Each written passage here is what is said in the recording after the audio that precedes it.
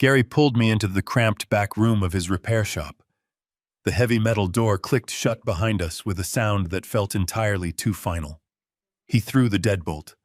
The loud clack echoed in the small space. I had known Gary Evans for 30 years. We had fished the Gulf Coast together, buried our wives in the same cemetery, and shared countless quiet beers on my back porch. I knew his face like I knew my own. And right now, Gary was pale, sweating, and shaking. He did not look at me as he turned his computer monitor around. He just stared at the floor and said in a voice I had never heard him use before, "Richard, you need to listen to me very carefully. Cancel your bank cards right now. Change your safe passwords the minute you leave here. And whatever you do, do not go back to that house tonight." I stood there in the dusty air of his shop, surrounded by the smell of soldering iron and old circuit boards, trying to process the sheer gravity of his words. My name is Richard Stanton. I am 70 years old. For 4 decades, I built a logistics and warehousing empire across the state of Texas from the very ground up. I started with one beat-up freight truck and a lot of sweat, and I turned it into a multi-million-dollar operation. I have negotiated with cutthroat union bosses, navigated 3 devastating economic crises, and sat across the table from men who would smile while trying to ruin my entire life. I am not a fragile old man. I am not someone who gets easily spooked. Yet standing in that dimly lit room, staring at the shattered screen of a cell phone connected to Gary diagnostic software, I felt my knees actually go weak. To understand how I ended up hiding in the back room of a tech shop staring at a living nightmare, you have to know exactly what happened just 2 hours earlier. It had started out as a perfectly ordinary Tuesday morning.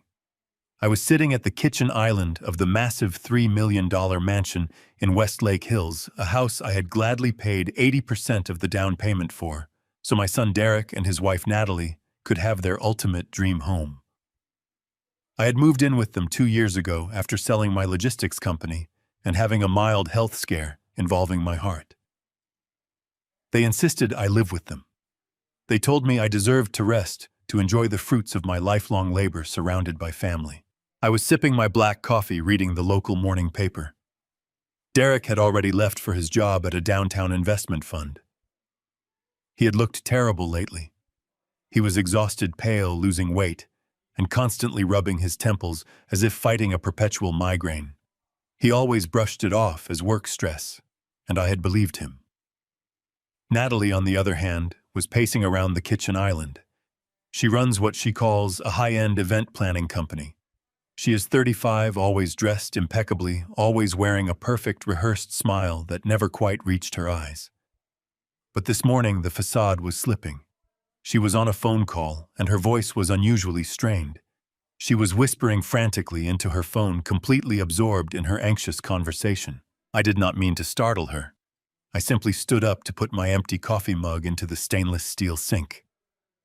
The sudden scrape of my wooden stool against the tile floor echoed loudly. Natalie spun around, her eyes wide with sheer panic. The sudden movement caught her off guard, and her pristine smartphone slipped from her manicured fingers. It hit the edge of the granite counter with a sharp crack and crashed down onto the hard marble floor. Natalie gasped loudly and dropped to her knees, scooping up the device with trembling hands. The screen was completely shattered, black, and entirely unresponsive. She started hyperventilating, a physical reaction that seemed entirely out of proportion for a broken piece of technology. She clutched the dead phone to her chest, pacing the kitchen floor and muttering about how she was completely ruined. I walked over and tried to calm her down. I told her gently that it was just a phone and that we could go get it replaced in an hour. But she looked at me with wild, terrified eyes, yelling that it was not just a phone.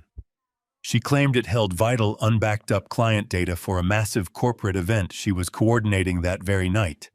She said if she lost that specific data, her business would be sued into absolute bankruptcy. Seeing my daughter-in-law in such severe distress, my paternal instincts immediately kicked in. I told her to take a deep breath and let me handle it. I told her I knew the absolute best tech guy in Austin, my old buddy Gary, a former cybersecurity expert who ran a small repair shop to keep his mind sharp in retirement. I offered to drive the phone over to him immediately so he could extract the data while she used my spare phone to manage the crisis. At first, she violently hesitated. She gripped the broken phone tightly against her chest, looking at me with an intense mix of deep suspicion and sheer desperation. But the screen was dead, the power would not turn on, and she had no other choice. She handed it over slowly, making me promise to tell Gary not to look at any personal files, just to back up the raw data and fix the display. I smiled warmly, told her not to worry about a thing, and drove off, feeling like a helpful father. Now, 2 hours later, that helpful father feeling was dead and buried. Gary had hooked the broken phone up to his specialized extraction software to bypass the damaged display and pull the encrypted backup directly from the motherboard. But Gary's software is incredibly thorough. It does not just pull contacts and family photos. It pulls absolutely everything. It bypasses passwords. It pulls deleted files. It extracts hidden messaging applications that most people do not even know exist. I looked at Gary's pale, frightened face, then back at the large, glowing computer monitor. "What did you find, Gary?" I asked, my voice barely a raspy whisper. "What happened?" He swallowed hard, his hands physically trembling as he pointed a grease-stained finger at the screen. "Look at the text, recovery logs. Richard, just read them yourself." I leaned in closer, pulling my reading glasses from my shirt pocket and sliding them onto my face. The messages were from an encrypted, unnamed contact simply saved in her phone as a single initial. They were time-stamped from late last night, just hours before Natalie had dropped the phone in the kitchen. The glowing white words blurred for a fraction of a second before coming into sharp, horrifying focus. The first message from the unknown sender read, "We cannot wait another month. The accounts are perfectly primed on my end. You need to finalize the power of attorney documents this week before he talks to his broker again." Then Natalie reply from last night, "I am trying. But Derek is stalling, and the old man is asking questions about the $200,000 stream I moved on Monday. He is starting to snoop around the floor, safe in his room." My breath caught sharply in my throat. $200,000. I had noticed a glaring discrepancy in my joint investment account with Derek. Just yesterday afternoon, a massive withdrawal I had assumed was a routine bank error. I had casually asked them about it at dinner, and they had smoothly brushed it off with a smile. But it was the final message on the screen, the one from the unknown contact, that made the blood freeze entirely in my veins and the small dusty room start to spin out of control. It read, "Do not let him check those accounts. You know exactly what to do. Accelerate the dosage in their morning drinks. Keep Derek compliant and make sure the old man loses his mind faster. If he asks again, double the drops. Accelerate the dosage. Make sure the old man loses his mind faster." I stared at those glowing digital letters until they burned themselves permanently into my retinas. The sudden, inexplicable brain fog I had been fighting. The sudden tremors in my hands that I thought were just old age. The way my son Derek walked around the house like a heavily medicated ghost, unable to string a coherent sentence together after breakfast. It was not old age. It was not work stress. The woman I had welcomed into my family with open arms, the woman whose $3 million roof I had happily paid for, was methodically and deliberately poisoning my son and me. I had to protect my son. I had to protect myself. And I had to do it before she realized I knew everything. I took a deep breath, looked at Gary, and told him to wipe the logs. The hunt was on. I stepped out of Gary's tech shop. For 4 decades, I sat across boardroom tables from men who would gladly watch my logistics company burn to make a profit. I knew how to wear a mask. I knew how to bury my rage so deep that not a flicker showed in my eyes. I climbed into my car, gripped the steering wheel, and forced my breathing to slow down. I had to be the clueless old man they thought I was. If Natalie suspected I had read those text messages, I did not know what she might do next. The drive back to Westlake Hills felt like a journey into a war zone. I pulled into the driveway of the $3 million estate, parked my car, and grabbed the prepaid smartphone. I walked through the heavy oak front doors and found Natalie pacing in the grand foyer. She spun around when she heard my footsteps, her eyes darting to my hands. I gave her a grandfatherly smile and handed her the prepaid phone. I told her the drop had completely shattered the display connectors. I explained that Gary said the motherboard was still intact, but he needed a few days to extract the client data without corrupting the files. I told her he gave me this temporary replacement so she could make calls and manage her business. I watched her face closely.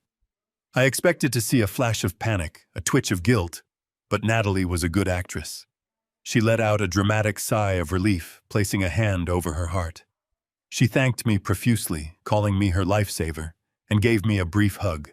She took the phone and hurried off to her office, complaining about how much catching up she had to do. I watched her walk away, feeling a knot twist in my stomach. She was unfazed.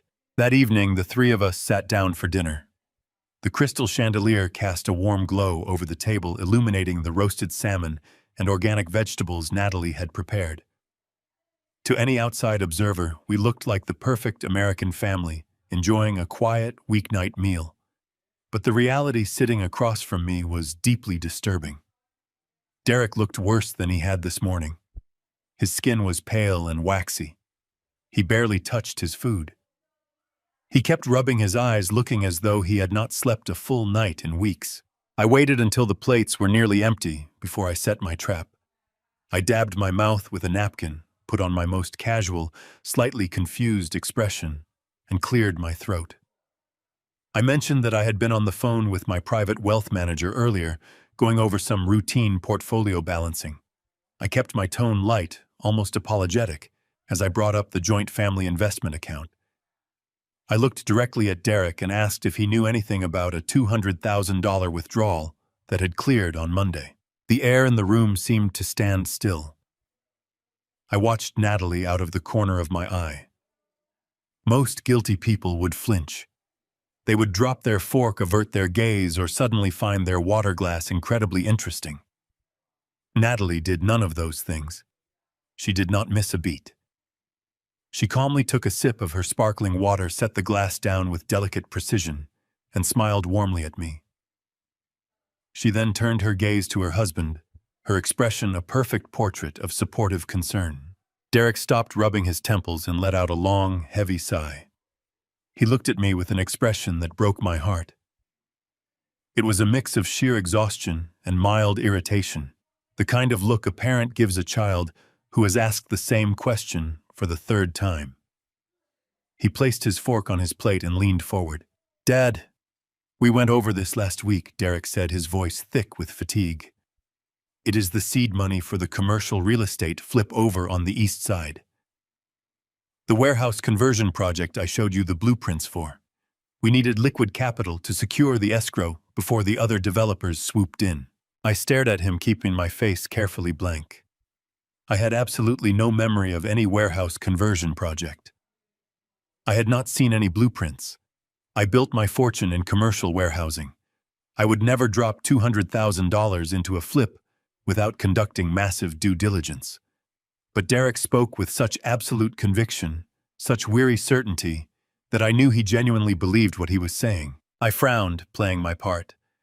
I told him I did not recall having that conversation, and I certainly did not remember authorizing a transfer of that magnitude from our joint funds. Natalie reached across the table and rested her hand over Derek's arm. She looked at me with a sickeningly sweet smile, her eyes filled with fake sympathy. "Richard, do not worry yourself over it," she said softly. "You have a lot on your mind lately. It is perfectly normal to forget a few details here and there. We are taking care of everything just like we promised." I ignored her and kept my eyes fixed on my son. I asked him how the bank had even approved a withdrawal of that size without my direct verbal confirmation or my physical signature on the authorization forms. Derek rubbed his face with both hands, looking more drained than I had ever seen him. "Dad, you signed the authorization transfer yourself," he said, his words slurred. We sat right here at this table last Thursday and signed the paperwork together. You gave the bank your approval. The room seemed to shrink around me. I had not signed anything. I was certain of it. But the sheer confidence in my son's voice meant that either my signature had been masterfully forged, or I had been in such a deep chemical fog that I had blindly signed away a fortune without retaining a single memory. I forced myself to look confused, letting my shoulders slump to complete the illusion of a failing old man. I muttered that I must be getting terribly forgetful in my old age. Derek gave me a sympathetic yet deeply troubling look. "It is not just old age, Dad," he said quietly. "Dr. Aris warned us your memory would slip after your medication adjustment. He said the new dosage might cause some mild cognitive blocks until your system gets used to it. We just need to be patient." My blood ran completely cold. I felt a chill spread from the base of my neck all the way down my spine. I had not seen a doctor in 8 months. I did not have a doctor named Aris. And I absolutely did not have any sort of medication adjustment. I realized in that terrifying instant the true depth of Natalie's monstrous plan. She was not just stealing my money. She was poisoning us, forging documents, and orchestrating a massive gaslighting campaign to convince my son that I was losing my mind, all while feeding him the exact same poison. The realization hit me with the force of a speeding freight train. I excused myself from the dinner table as quickly as I possibly could, claiming that my new daily medication was making me unusually tired. I climbed the grand curving staircase to my bedroom, my heart hammering painfully against my ribs. Once I was safely inside with the heavy wooden door securely locked behind me, I walked over to the bathroom mirror and tightly gripped the edges of the cold marble vanity. I stared at my own reflection, searching for the strong man who had built a massive logistics empire from nothing, and instead, I saw an old man who had been slowly, methodically robbed of his own mind. The conflict was no longer just about stolen money or hidden accounts. It was a dark poison coursing through my very veins. I raised my hands and held them out in front of my face. They were trembling uncontrollably. For the past 3 weeks, I had been waking up with a dense, suffocating fog clouding my brain. I had been feeling a bone-deep lethargy that made it incredibly difficult to string complex thoughts together or remember simple conversations from the day before. I had convinced myself it was just the inevitable decline of aging, a cruel but completely natural fading of my cognitive faculties. I had even felt a quiet, shameful panic that my brilliant mind was finally failing me after all these years. But now, looking at my shaking fingers, the truth was an icy block in my stomach. It was not early dementia. It was not old age. I was being chemically subdued in my own home. I had to know exactly how deep this terrifying nightmare truly went. Later that night, long after the massive house had fallen completely silent, I quietly crept out of my bedroom. I needed a glass of water. But more importantly, I needed to observe my immediate surroundings with my eyes wide open.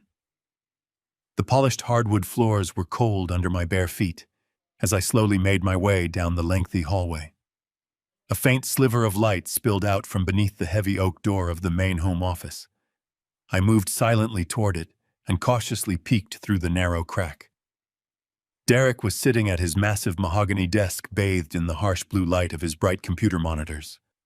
What I saw completely broke my heart and fueled my rapidly rising anger. My ambitious, vibrant son, the brilliant financial mind, who expertly managed millions of dollars a day, looked like a walking corpse. His skin was dangerously pale, almost translucent in the dim room. His cheekbones jutted out sharply, revealing a recent, alarming weight loss. I had somehow failed to fully register until this very moment. He was staring blankly at a complex financial spreadsheet, his eyes vacant and entirely unfocused. He would slowly type a few numbers, rub his temples in obvious agony, and then just silently stare at the blank wall for several minutes at a time. He looked like a hollow, broken shell of the strong, confident man I had proudly raised. This was not a malicious son deliberately plotting against his own father to steal a massive fortune. This was a completely helpless prisoner.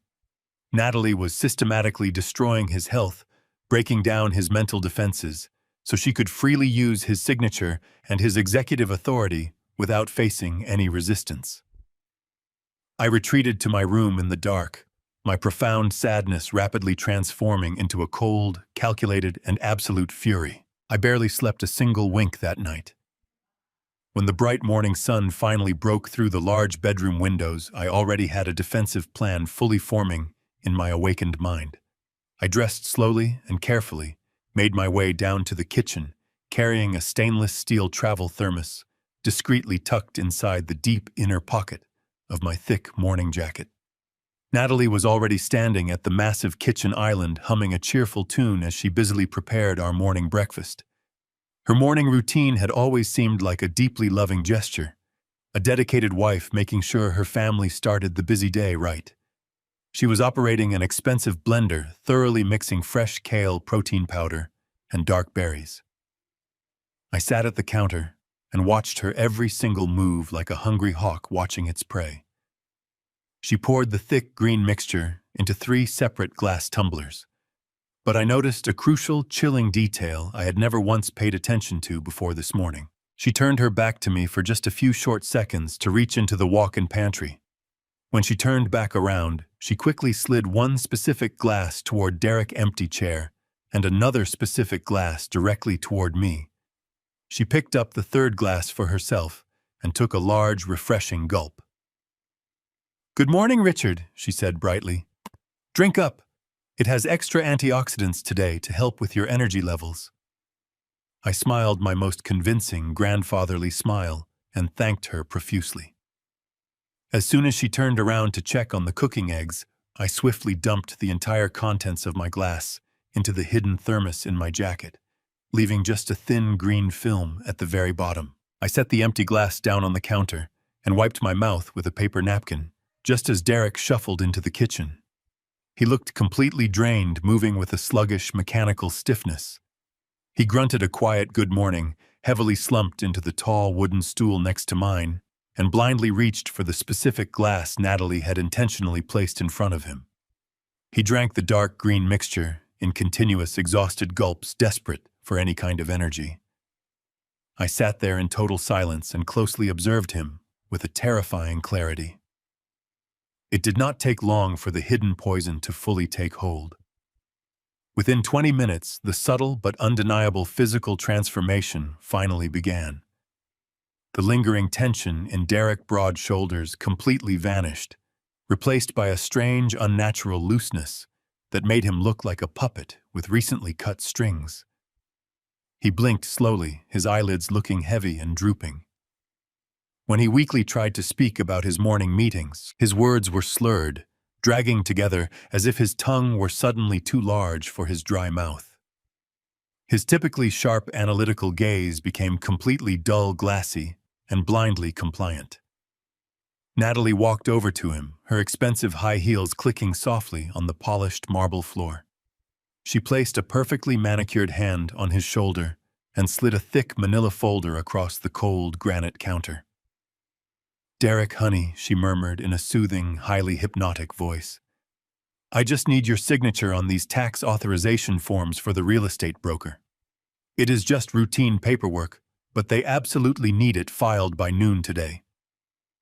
Derek did not read a single line of printed text. He did not ask a single logical question about it.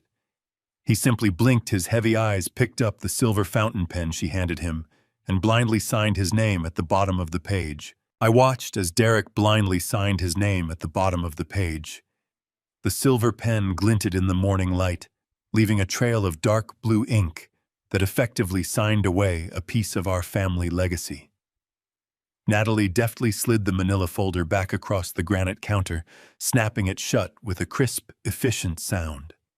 She patted Derek on the shoulder, offering him a hollow word of encouragement, before turning her attention back to her own smoothie. Derek just sat there, staring blankly at the wall, completely devoid of the sharp intellect that had made him a top-tier fund manager. I had seen enough. My heart was a cold, heavy stone in my chest. I quietly excused myself from the kitchen, claiming that the new daily medication was making my stomach a bit unsettled and that I needed to lie down for a while. Natalie did not even bother to look up from her phone as she offered a dismissive nod. I walked up the grand, curving staircase, my steps measured and deliberately slow. Once I reached the privacy of my own bedroom, I locked the heavy mahogany door and walked directly to the massive walk-in closet. Hidden beneath a heavy Persian rug was my personal floor safe. It was a high-end biometric and keypad model, a habit I had picked up during my decades running the logistics business. Inside that steel box was the entirety of my most sensitive personal information. It held my comprehensive medical records, the original copies of my final will, the deeds to my remaining commercial properties, and the physical stock certificates from the sale of my company. I knelt on the plush carpet, pulled back the heavy rug, and confidently punched in the 6-digit code I had used for the past 10 years. It was the date I had married my late wife. The safe emitted a harsh, short electronic beep. A red light flashed on the digital display. I paused, thinking my trembling fingers had simply slipped. I carefully typed the numbers a second time, pressing each key with deliberate force. Beep. Red light. Denied. A wave of icy dread washed over me. I placed my right thumb on the biometric scanner, hoping the digital keypad was merely malfunctioning.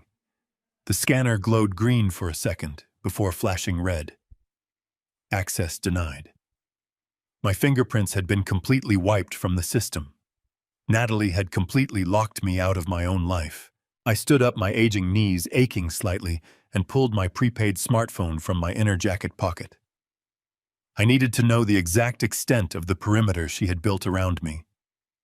I dialed the direct private line of my wealth manager at the bank downtown. I had known the man for 15 long years. We had played golf together.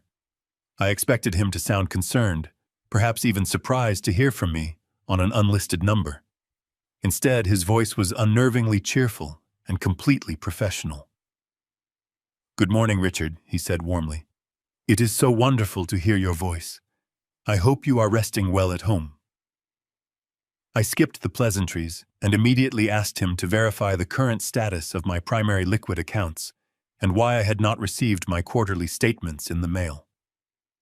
There was a brief pause on the other end of the line, followed by the sound of fingers tapping rapidly on a computer keyboard.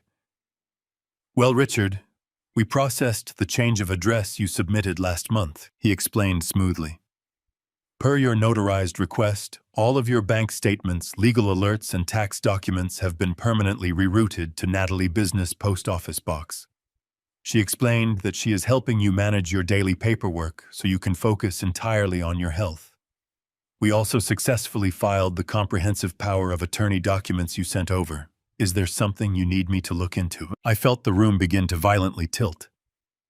Power of attorney. Notarized requests. I politely thanked my banker, claiming my memory was just playing harmless tricks on me, and ended the call before my rising panic could seep into my voice. I walked over to the massive bay windows of my bedroom and looked out over the sprawling estate. The rolling green hills of Westlake Hills stretched out beneath the bright Texas sun. I had proudly paid 80% of the massive down payment for this magnificent property. I had poured a massive portion of my lifelong savings into these sturdy brick walls and expensive slate roofs because I wanted my son to have the absolute perfect home. Now, looking out at the immaculate landscaping and the shimmering blue water of the infinity pool, the truth was an agonizing weight on my shoulders. This $3 million mansion was not a warm, inviting home. It was a meticulously constructed, beautifully decorated, and incredibly isolated prison. I had spent 40 years building a massive logistics empire from nothing. I had commanded vast fleets of freight trucks across the entire country, managed hundreds of tough, uncompromising employees, and amassed a formidable fortune through sheer willpower and relentless grind. Now I was completely cut off from the outside world. I had no access to my own money, no access to my private medical history, and absolutely no legal control over my own hard-earned assets. I was a helpless captive in a golden cage, slowly and methodically being erased by the smiling woman currently sipping a green smoothie in the kitchen directly below me. Just as the crushing reality of my absolute isolation fully settled over me, I heard the distinct chime of the front gate intercom echoing loudly from the main hallway. I quickly moved to the window and saw a dark delivery van idling patiently in the wide circular driveway. A professional courier stepped out of the vehicle holding a thick, oversized legal envelope securely under his right arm. I knew Natalie was currently busy in the back garden dealing with the weekly pool maintenance crew. This was my one and only chance to intercept the delivery. I hurried out of my room and quietly made my way down the long staircase, moving much faster than I had in several months. I reached the heavy front doors just as the courier raised his hand to knock firmly on the thick wood. I opened the door, offered a perfectly polite smile, and quickly signed the electronic pad with my index finger. I took the heavy envelope and eagerly looked at the return address printed in bold black ink in the upper left corner. It was from a highly prominent, incredibly ruthless law firm located right in the heart of downtown Austin. But it was the specific department name printed just below the main corporate logo that made my heart completely stop beating in my chest. The envelope had been sent directly from the Department of Adult Conservatorship and Involuntary Guardianship. I stood perfectly still in the quiet hallway as the terrifying reality washed over me. She was not just stealing my fortune. She was legally erasing my entire existence while I was still breathing. I shoved the envelope inside my jacket and hurried up the stairs before Natalie or Derek found me. Inside my room, I slid the legal document under my mattress. My hands balled into fists. A conservatorship meant she was actively building a legal case to declare me incompetent. She wanted a judge to hand her total control over my finances, my health care, and my basic human rights. I needed to see exactly how she was gathering her so-called evidence and accessing my active accounts to fund this elaborate scheme. I needed to catch her in the absolute act. That evening, I decided to lay a trap. I walked into the dining room, rubbing my temples dramatically, squinting against the bright chandelier light. I told Derek and Natalie that I was suffering from a blinding, splitting headache. I played the part of the frail, deteriorating old man flawlessly. I let my voice tremble slightly. I allowed my shoulders to slump heavily as I sat down. Natalie's face immediately adopted that sickeningly sweet mask of fake concern. She rushed to my side, placing a cool hand on my shoulder, and told me that she would bring my dinner upstairs, along with a fresh green smoothie to help me sleep through the night. I thanked her weakly and retreated to my room. When she brought the tray up 20 minutes later, I waited until she closed the door. Then I quietly dumped the thick green liquid straight down the bathroom sink and flushed it away with hot water. I lay down on top of the covers, fully clothed. I made sure to leave the heavy bedroom door unlocked, leaving a gap just wide enough for someone to slip through silently. The stakeout had officially begun. I lay there in the suffocating darkness of my own home, waiting for the predator to strike. The hours dragged on with an agonizing, frustrating slowness. I watched the glowing red digits of my digital alarm clock shift from 10 to midnight, then to 1 in the morning. The sprawling mansion settled into a heavy silence. I could hear the faint hum of the central air conditioning and the distant rustle of the wind against the bay windows. Every muscle in my aging body screamed in protest from holding the rigid, motionless posture. I forced my breathing into a slow, rhythmic pattern, inhaling and exhaling to mimic the slumber of a medicated man. My eyes were closed, but I left the narrowest slit open, allowing me to monitor the dark outline of the bedroom door. Just as the red digits flipped to exactly 2 in the morning, I heard a faint, almost imperceptible click. The brass handle of my bedroom door slowly rotated downward. The heavy wood groaned softly on its hinges as the door was pushed open. A sliver of pale yellow light from the hallway spilled across the carpet. A tall shadow slipped into the room. It was Natalie. She moved with practiced, terrifying silence, her bare feet making absolutely no sound on the thick floor rugs. She stood perfectly still by the doorway, just watching me. I kept my chest rising and falling in a steady, heavy rhythm. I even let out a soft, ragged snore to complete the illusion. Apparently satisfied that her toxic smoothie had done its dark work, she began to glide across the room toward my bed. My heart pounded so violently against my ribs that I was certain she would hear it echoing in the quiet room. The faint floral scent of her expensive perfume hit my nose, turning my stomach into a hard knot of absolute disgust. She was standing right beside my mattress, looming over me like a vulture circling a wounded animal. She leaned entirely over my nightstand. The proximity was suffocating. I could hear the soft, rhythmic sound of her shallow breathing. She reached out and silently picked up my digital tablet, the device I used for all my secure personal banking and private email correspondence. The screen was protected by a complex alphanumeric password and a strict biometric fingerprint lock. I watched through my narrowly slitted eyes as she pressed the power button. The screen illuminated her face in a harsh, cold, bluish glow, highlighting the sharp angles of her cheekbones and the utter lack of emotion in her dark eyes. She did not even attempt to guess the typed password. Instead, she turned her attention directly to my resting body. She reached out with cold, calculating fingers and gently took hold of my right hand, which was resting limply on top of the bed covers. The physical contact made my skin crawl with pure, visceral revulsion, but I forced every nerve and tendon in my arm to remain completely dead and unresponsive. I let my hand act as dead weight as she carefully lifted it toward the glowing screen. She guided my thumb and pressed it firmly against the biometric scanner on the bottom of the device. The tablet immediately chirped a soft, quiet chime, granting her full, unrestricted access to my entire digital life. I watched in silent horror as her fingers began flying rapidly across the glass screen. She opened my primary investment portfolio. She was navigating the complex interface with the speed and precision of someone who had done this exact routine dozens of times before. She quickly initiated a massive wire transfer, moving funds from my secure liquid holdings into an external routing account I did not recognize.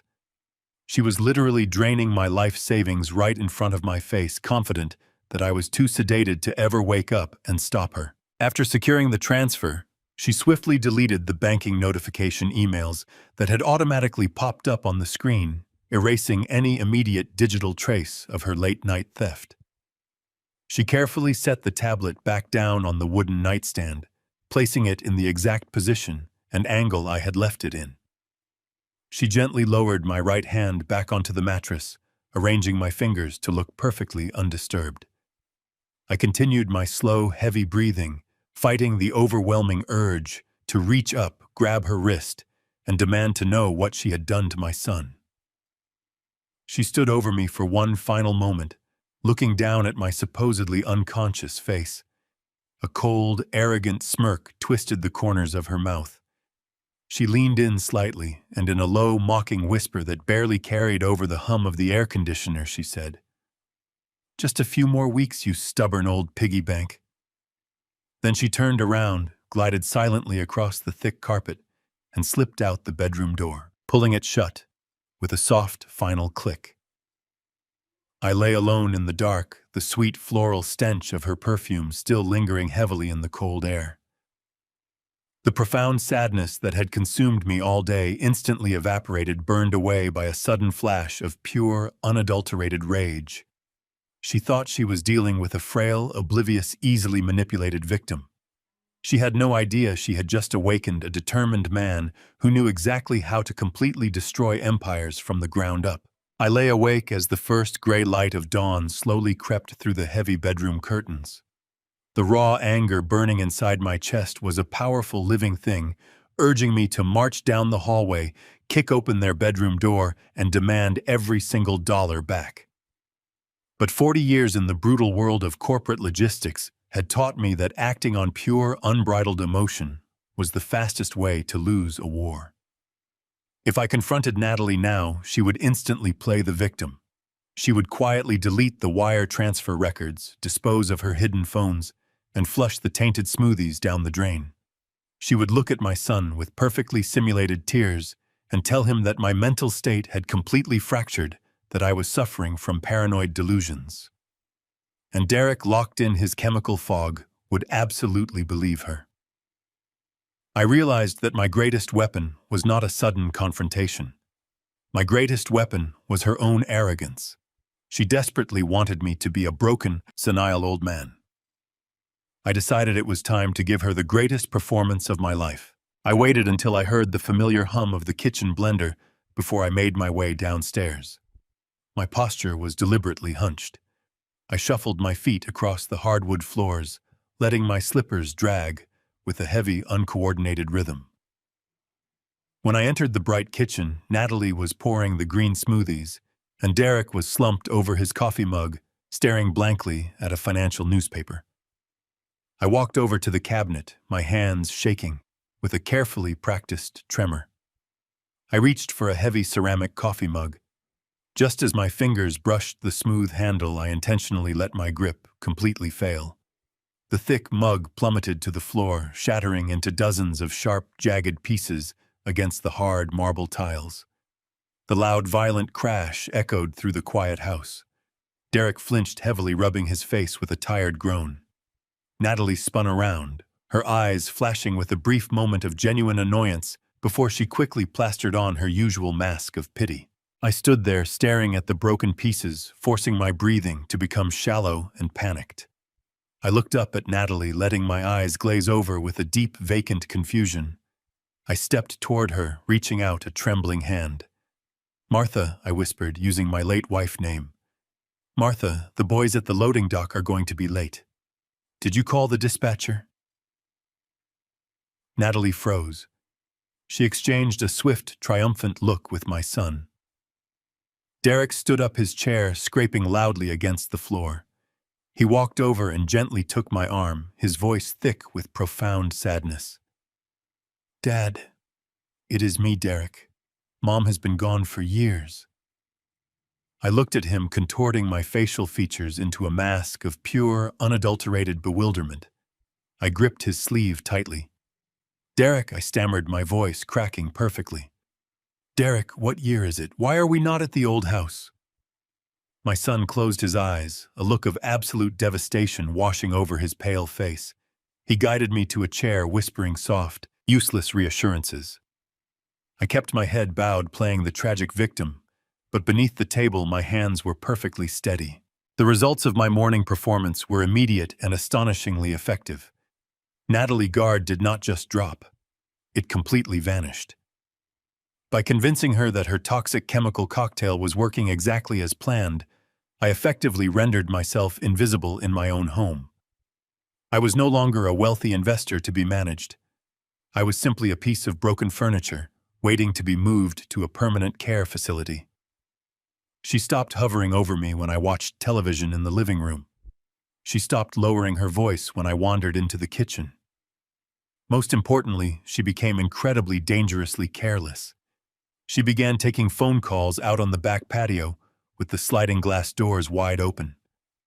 I would sit in my armchair, pretending to be asleep, with the television volume turned up, while I listened to her complain to her mysterious lawyer about the slow processing times of the conservatorship paperwork. She spoke with absolute impunity, entirely confident that the drooling old man in the next room could not comprehend a single syllable. Her arrogance extended to her physical possessions as well. The cheap prepaid burner phone she used for her secret communications was no longer hidden away in her designer purse. She started leaving it casually resting on the kitchen island while she took her long, luxurious showers upstairs, assuming I was too confused to even recognize what the small black plastic device was. I knew I needed to access the contents of that phone, but I could not do it alone. I began establishing a harmless daily routine to get myself out of the house. I told Derek that the doctor recommended light exercise for my joint pain. Every afternoon, I would slowly shuffle out the front door and make my way down the street toward the quiet neighborhood park. I made sure my gait was terribly slow and unbalanced, knowing Natalie was likely watching me from the second-story window. On my third consecutive trip to the park, I sat heavily on a green wooden bench near the duck pond. 10 minutes later, Gary casually strolled down the paved walking path and sat down right next to me. He did not look at me directly.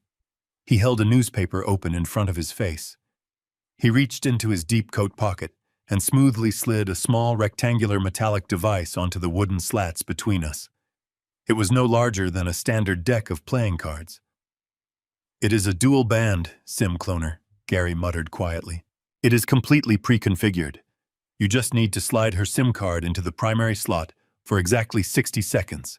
It will copy the decryption keys and the entire message history directly onto the internal storage. Get it done and bring the device back to me." I slipped the cold metal block into my pocket, gave Gary a silent nod, and began my long shuffling walk back to the mansion. The opportunity presented itself the very next morning. Natalie was upstairs, running the vacuum in the guest bedrooms. Her black burner phone was sitting unprotected right next to the coffee maker. My hands moved with a speed and precision that completely betrayed my 70 years. I popped the plastic back off her phone, removed the tiny square card, and slid it into Gary's cloning device. The small green light blinked rapidly. 58, 59, 60. The light turned solid blue. I shoved the card back into her phone, snapped the cover in place, and retreated to the living room couch, just seconds before she came walking down the stairs. That afternoon, I returned to the park and handed the metallic block back to Gary. I thought we were just going to uncover the full extent of her financial theft. I thought I expected to simply find banking routing numbers to reclaim my funds. Instead, Gary plugged it into his laptop and froze his face pale. Gary slammed the laptop shut before the screen even fully loaded. He looked around the sunny park with sudden, intense paranoia, his eyes darting toward every passing jogger and casual dog walker. He whispered that we could not do this out in the open, not with what the initial decryption sequence was suddenly flagging on his system. He told me to meet him at a secure location in exactly 1 hour. I nodded, keeping my expression perfectly blank as I slowly shuffled away from the duck pond. I did not return to the sprawling mansion. Instead, I walked 3 blocks down to a busy commercial intersection just outside the quiet neighborhood limits. I flagged down a passing rideshare vehicle, carefully pulling a crisp $100 bill from the bottom of my left shoe. I had been hiding emergency cash in my footwear for several weeks, fully anticipating the inevitable day my personal credit cards would be mysteriously declined or completely canceled by my increasingly brazen daughter-in-law. I handed the confused driver the cash and gave him a specific address on the opposite side of Austin, instructing him to take the fastest possible route to avoid any potential surveillance. The drive took 40 tense minutes, placing me directly in front of a sleek, unassuming glass building that safely housed the private offices of Sarah Jenkins. The unmarked building was located in a heavily wooded, extremely discreet business park that specifically catered to high-profile corporate clients demanding absolute privacy and total anonymity from the incredibly intrusive public eye. Sarah was my original estate lawyer, a ruthless, uncompromised bulldog of an attorney who had expertly helped me navigate my most hostile corporate takeovers decades ago. She was the one loyal person Natalie had not yet managed to completely isolate me from, simply because Natalie did not know Sarah existed outside of my heavily archived corporate filing cabinets. I walked through the heavy sliding glass doors and took the private elevator directly to her secure top floor. The quiet reception area was completely empty, intentionally cleared out for our highly sensitive, absolutely confidential afternoon meeting. Gary was already waiting nervously in the soundproof conference room when I finally arrived. Sarah sat confidently at the head of the heavy glass table, her sharp eyes carefully scanning the frantic, disjointed notes Gary had already provided her. I sat down in the leather chair and quickly outlined the terrifying reality of my current situation. I explicitly explained the forced chemical sedation, the forged financial signatures, the deliberately isolated banking accounts, and the pending legal conservatorship Natalie was aggressively pursuing to completely strip me of my basic human rights and total financial autonomy. Sarah did not waste a single second offering any useless sympathy or hollow comfort. She immediately went to work with a terrifying calculated efficiency that reminded me exactly why I had hired her so many years ago. She began frantically drafting the complex legal framework necessary to quickly establish an impenetrable blind trust. We needed to quietly and swiftly move the bulk of my remaining $15 million in liquid assets completely out of Natalie's reach before the conservatorship could be formally finalized in a corrupt court of law. Sarah calmly explained that she was actively constructing a massive corporate firewall, legally transferring my remaining wealth into secure independent trust accounts that absolutely required multiple layers of verified physical and biometric authorization to access. She worked the keyboard with practiced speed, routing the capital through a highly complex series of protected holding companies designed to confuse even the most skilled forensic accountants. She assured me that even if Natalie successfully forged my signature on every single domestic financial document she could find, she would hit a solid brick wall the exact moment she tried to access the newly protected trust. The money would be effectively frozen and entirely shielded from any fast-tracked domestic conservatorship order Natalie might manage to illegally procure. Natalie was going to confidently reach into the proverbial cookie jar and find it completely, permanently empty. The thought brought a small, grim smile to my face, my first real smile in weeks. While Sarah meticulously processed the rapid asset transfers, she picked up her secure office phone and placed a direct, heavily encrypted call to a former federal private investigator she kept on a permanent, high-level retainer. She gave the seasoned investigator the exact name of the prominent Austin law firm I had seen printed on the delivery envelope earlier that week. She ordered a comprehensive, highly discreet background check on the specific lawyer actively handling the conservatorship paperwork for Natalie.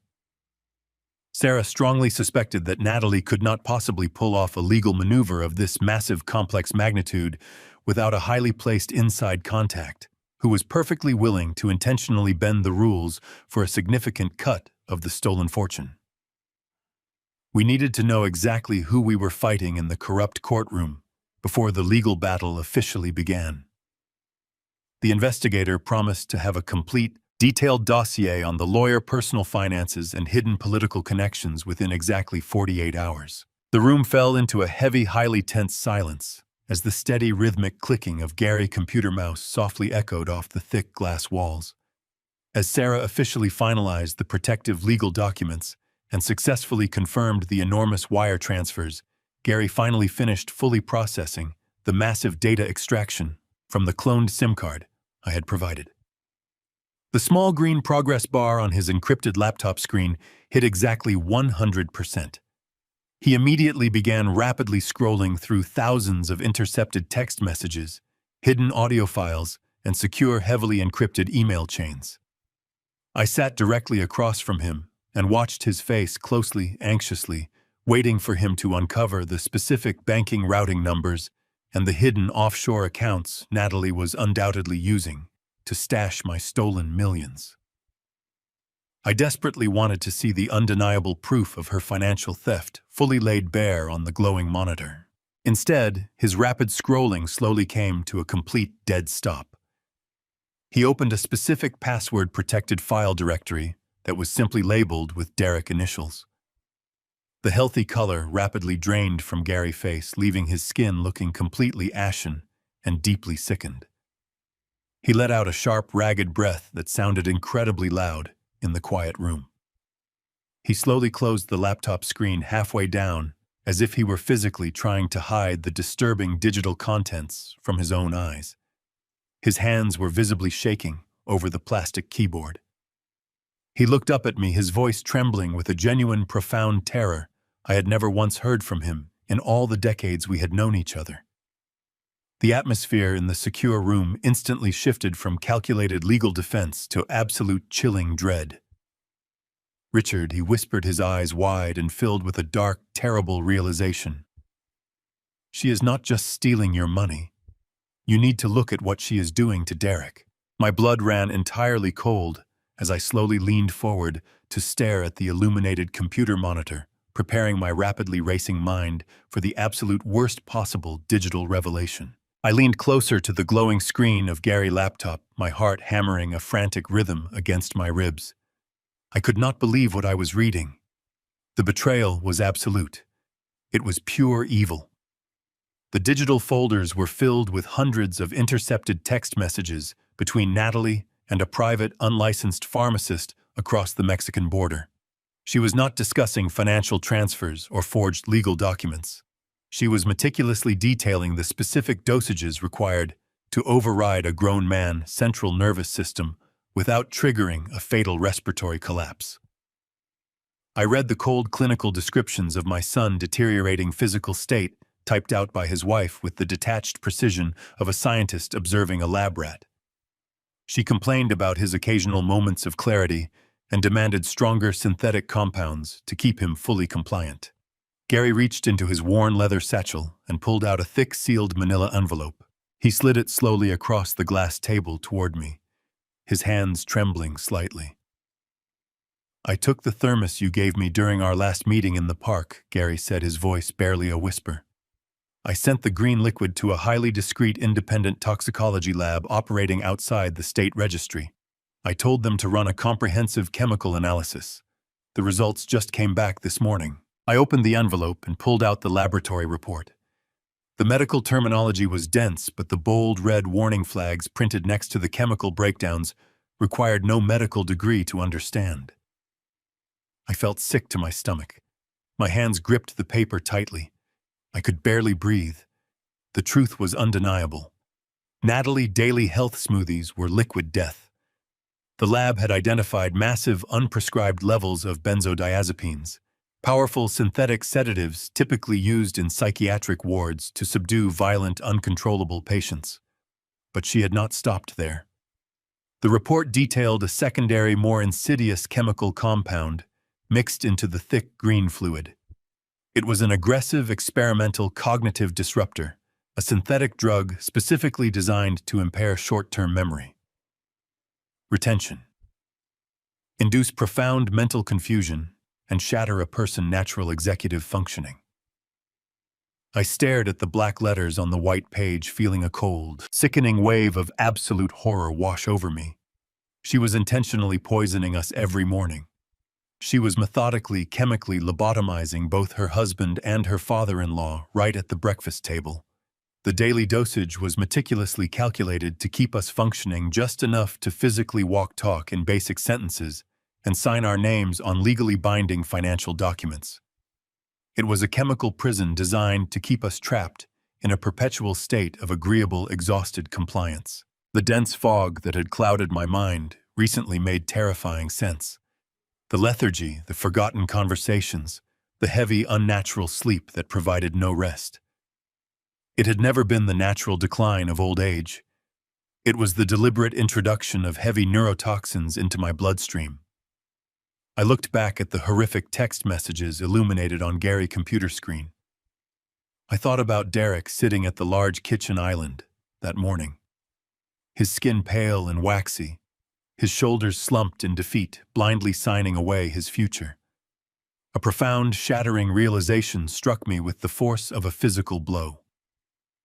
My son was not a willing accomplice in this scheme. He was not plotting to steal my fortune or drain my life savings to fund a lavish lifestyle. He was a hostage trapped in the depths of his chemically altered mind. The perceived betrayal that had been eating away at my soul was entirely fabricated by the woman who swore to love and protect him. Derek had never turned against me. He had simply been erased. The guilt of doubting him hit me hard. He needed me now more than ever. I had to save him. I slowly set the laboratory report down on the glass table and took a long, deep breath to steady my shaking hands. The raw, burning anger that had consumed me rapidly evolved into something more dangerous. It transformed into a cold, sharpened blade of paternal resolve. My mission to protect my financial assets and secure my logistics legacy became irrelevant. The millions of dollars locked behind Sarah's corporate firewall meant nothing if my son lost his life to an overdose of neurotoxins. Natalie had made a miscalculation. She assumed that by neutralizing my mind, she had removed the obstacle standing between her and a massive fortune. She did not realize she had just awakened a protective father who would burn the world to the ground to save his boy. I would not let her win this. I would break her entirely.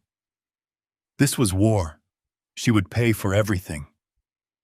I looked at Sarah, who was watching me with a determined expression, and then at Gary, who still looked shaken by the magnitude of the evil we had just uncovered. "We are changing our operational strategy," I told them, my voice hard and devoid of any fear. "The financial defense remains in place, but my objective is now a rescue mission. We are getting my son out of that house alive." Sarah nodded silently, quickly pulling up a fresh encrypted document on her laptop. "We can immediately file an emergency injunction with the state police," she suggested. "We can bring these verified toxicology reports to a judge, have Natalie arrested for attempted murder and elder abuse, and finally get Derek safely transported to a secure medical facility by this evening." I closed my tired eyes and slowly shook my head. The raw temptation to call the authorities and watch the police drag Natalie out of that mansion in handcuffs was overwhelming. But the clinical details in the toxicology report dictated a more complicated and dangerous reality. I pointed a finger at the dense chemical breakdown printed on the paperwork. "We cannot stop the medication," I explained, my voice tight with a rising dread. "Look at the nature of these synthetic compounds. The dosage of heavy sedatives she has been pumping into his system for months has altered his neurochemistry. If we kick the glass out of his hand tomorrow morning and cut off the supply, his central nervous system will collapse. Sudden withdrawal from this level of chemical dependency will trigger neurological shocks. He will suffer seizures, organ failure, and he could slip into a coma before the paramedics pull their ambulance into the driveway." Natalie knew exactly what she was doing when she selected these drugs. She had created a biological hostage situation. If she went down, Derek would go down with her.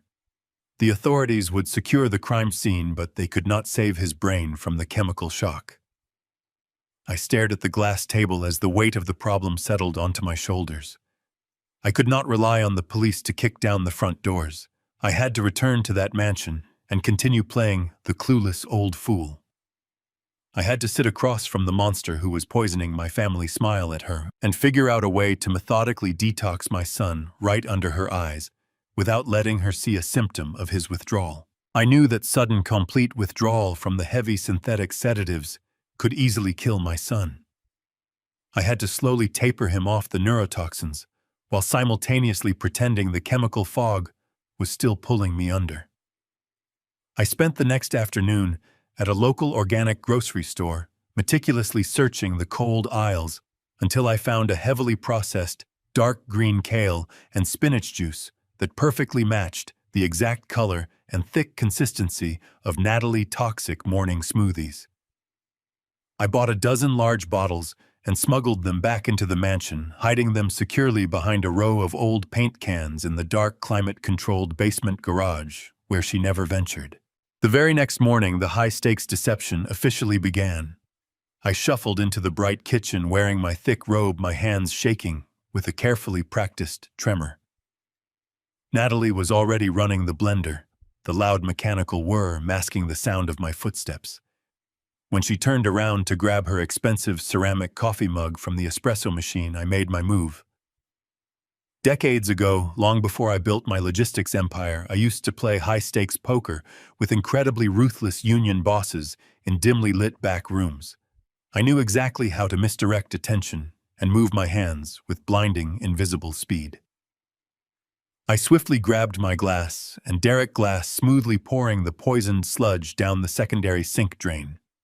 In one fluid motion, I pulled the hidden flask of clean, store-bought juice from the deep pocket of my robe and refilled both tumblers just seconds before Natalie turned back around.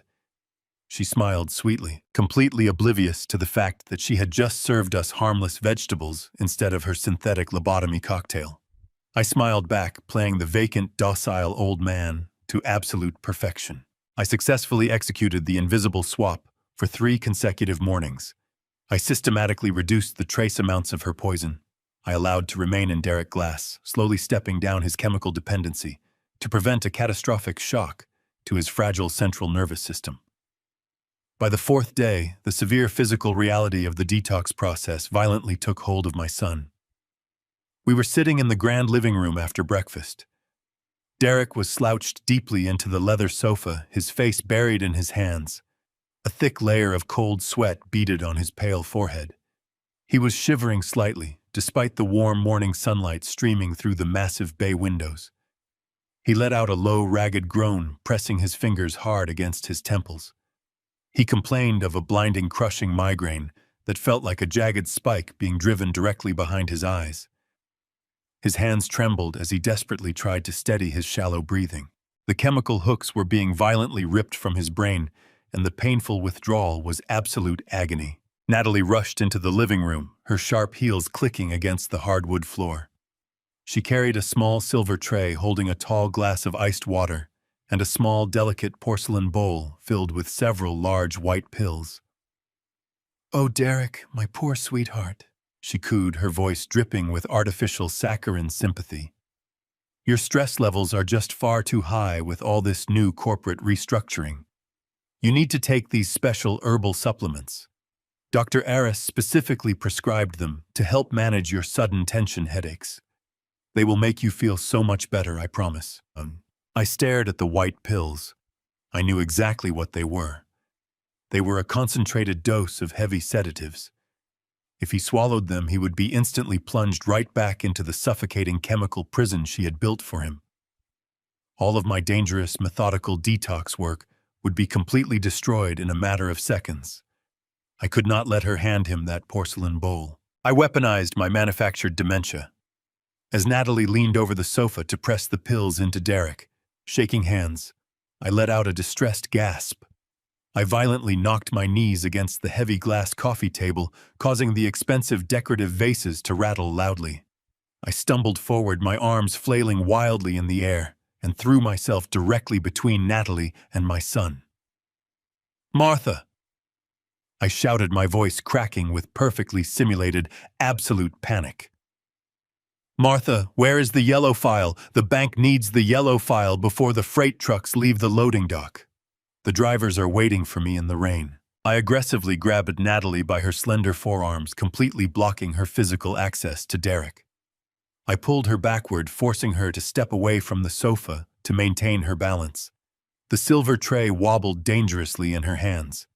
The tall glass of iced water tipped over, spilling a cold wave of liquid directly onto her expensive silk blouse.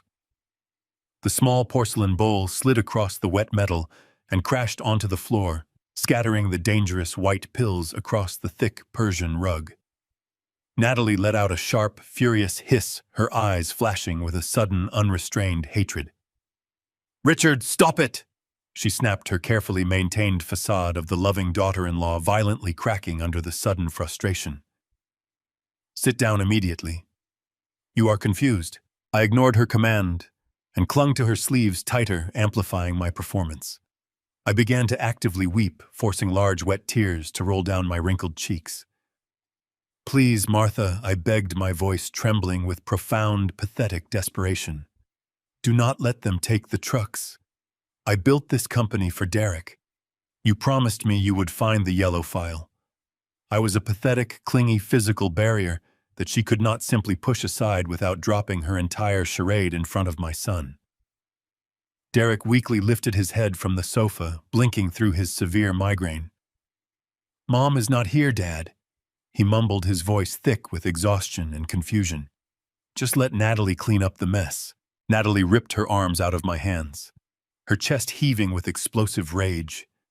She stared down at the ruined pills dissolving in the spilled water on the carpet. She took a deep, shuddering breath, visibly forcing the terrifying monster back inside its cage. She pasted a tight, strained smile onto her lips and gently patted my shoulder.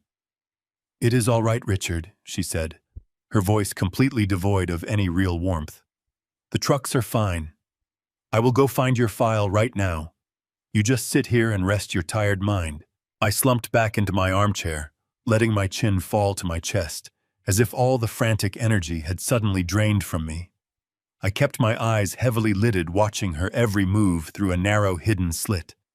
She turned her back to me and quickly pulled her black burner phone from the tight pocket of her slacks. I could clearly see the bright reflection of the glowing screen in the polished glass of the large bay window directly in front of her. The mirrored text was slightly distorted, but my sharp vision caught the exact terrifying words she aggressively typed. She sent a text to her lawyer. "The old man is becoming a physical nuisance. Moving the signing to this Friday." The terrifying text message on Natalie's phone confirmed that my window of opportunity was rapidly slamming shut. She was moving the final conservatorship signing to this coming Friday. I had less than 48 hours to gather the physical, irrefutable proof of her financial crimes before a corrupt judge completely erased my legal existence. The detox operation was proceeding flawlessly, but Derek was still physically weak and mentally recovering from the severe chemical withdrawal. I had to secure the paper trail myself. My chance arrived the following afternoon. Natalie casually announced she was heading out for a lavish 3-hour spa appointment to manage her mounting stress. The moment her expensive luxury SUV disappeared down the long paved driveway, I abandoned my hunched posture and moved with urgent, deliberate speed. I walked directly to the heavy oak door of Derek's home office. Natalie had started locking it during the day, confident that a senile old man would simply rattle the brass handle and eventually wander away. But she severely underestimated a man who had spent his youth picking cheap padlocks at commercial freight yards. I retrieved a pair of thin tension wrenches from my pocket, slipped them into the keyhole, and expertly popped the tumblers in under 60 seconds. I stepped inside the quiet, dimly lit room and quickly closed the heavy door behind me. The air felt stale, smelling faintly of old paper and stale coffee. I moved straight toward the massive mahogany desk. The surface was cluttered with thick manila folders, precisely the kind she had been sliding in front of my heavily drugged son every single morning. I pulled my hidden secondary smartphone from my jacket pocket and prepared the high-resolution camera. I began sifting through the massive stacks of paperwork. My heart hammered against my ribs as the sheer staggering magnitude of her criminal operation was finally laid bare before my eyes. There were dozens of comprehensive bank statements, commercial real estate transfers, and highly complex incorporation documents for offshore shell companies I had never once authorized. She was systematically dismantling my massive logistics empire and funneling the liquid assets into untraceable corporate entities completely under her exclusive control. The printed text on the complex financial ledgers was incredibly small, intentionally formatted to be difficult to decipher. I reached into the top drawer of the desk and pulled out a heavy brass-rimmed magnifying glass Derek used for reading tiny legal print. I held the magnifying glass perfectly steady over the physical documents, hovering the smartphone camera just above the curved lens to capture crisp, magnified images of the most damning evidence. I meticulously photographed the routing numbers, the forged executive signatures, and the clear, undeniable paper trail that linked her newly formed shell companies directly to my violently depleted personal accounts.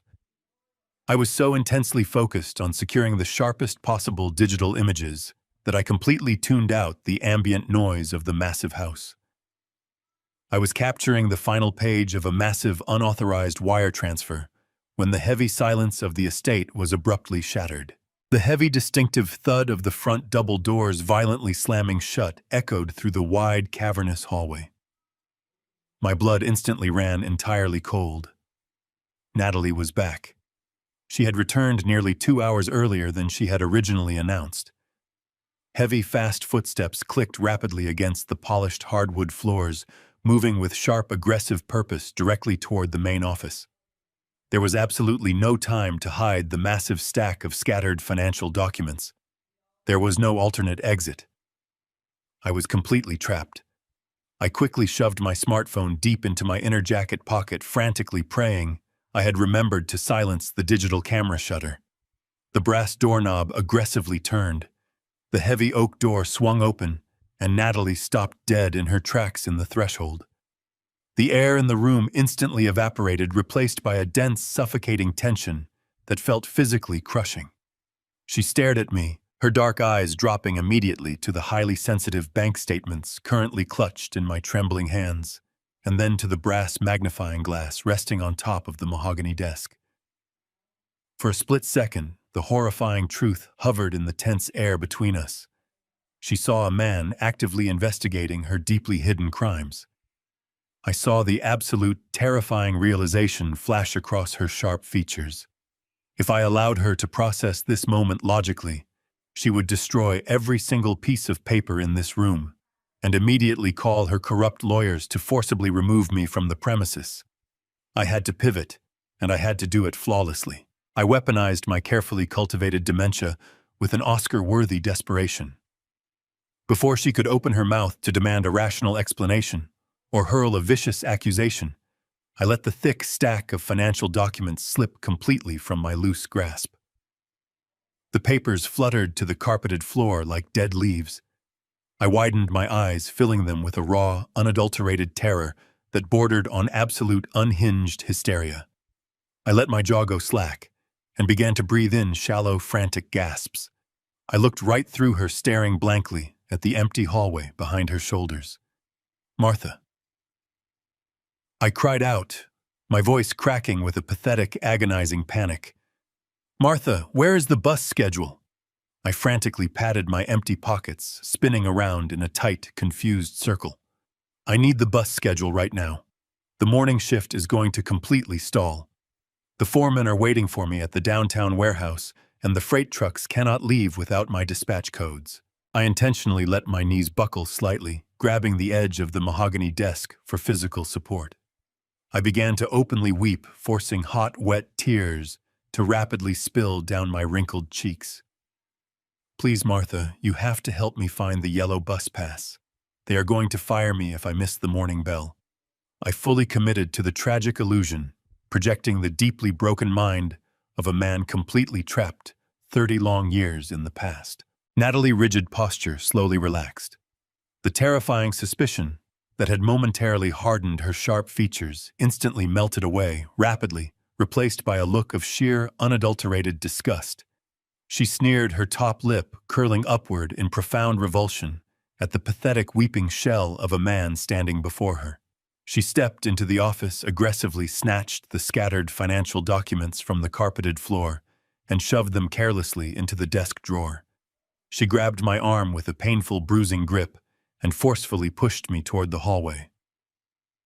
"Go back to your bedroom, you crazy old fool," she spat, her voice dripping with venomous contempt. "There are no freight trucks. Just go watch your television." She violently slammed the heavy oak door shut behind me, the loud click of the brass lock echoing sharply in the quiet corridor. I kept my shoulders heavily slumped and maintained a slow, shuffling gait as I walked away. But the moment I reached the protective shadows of the grand staircase, my fake tears instantly vanished. My trembling hands became perfectly steady. A cold, victorious smirk slowly spread across my face. I had the photos. I retreated to my designated bedroom, deliberately maintaining my incredibly slow, shuffling gait until the heavy mahogany door was securely locked behind me.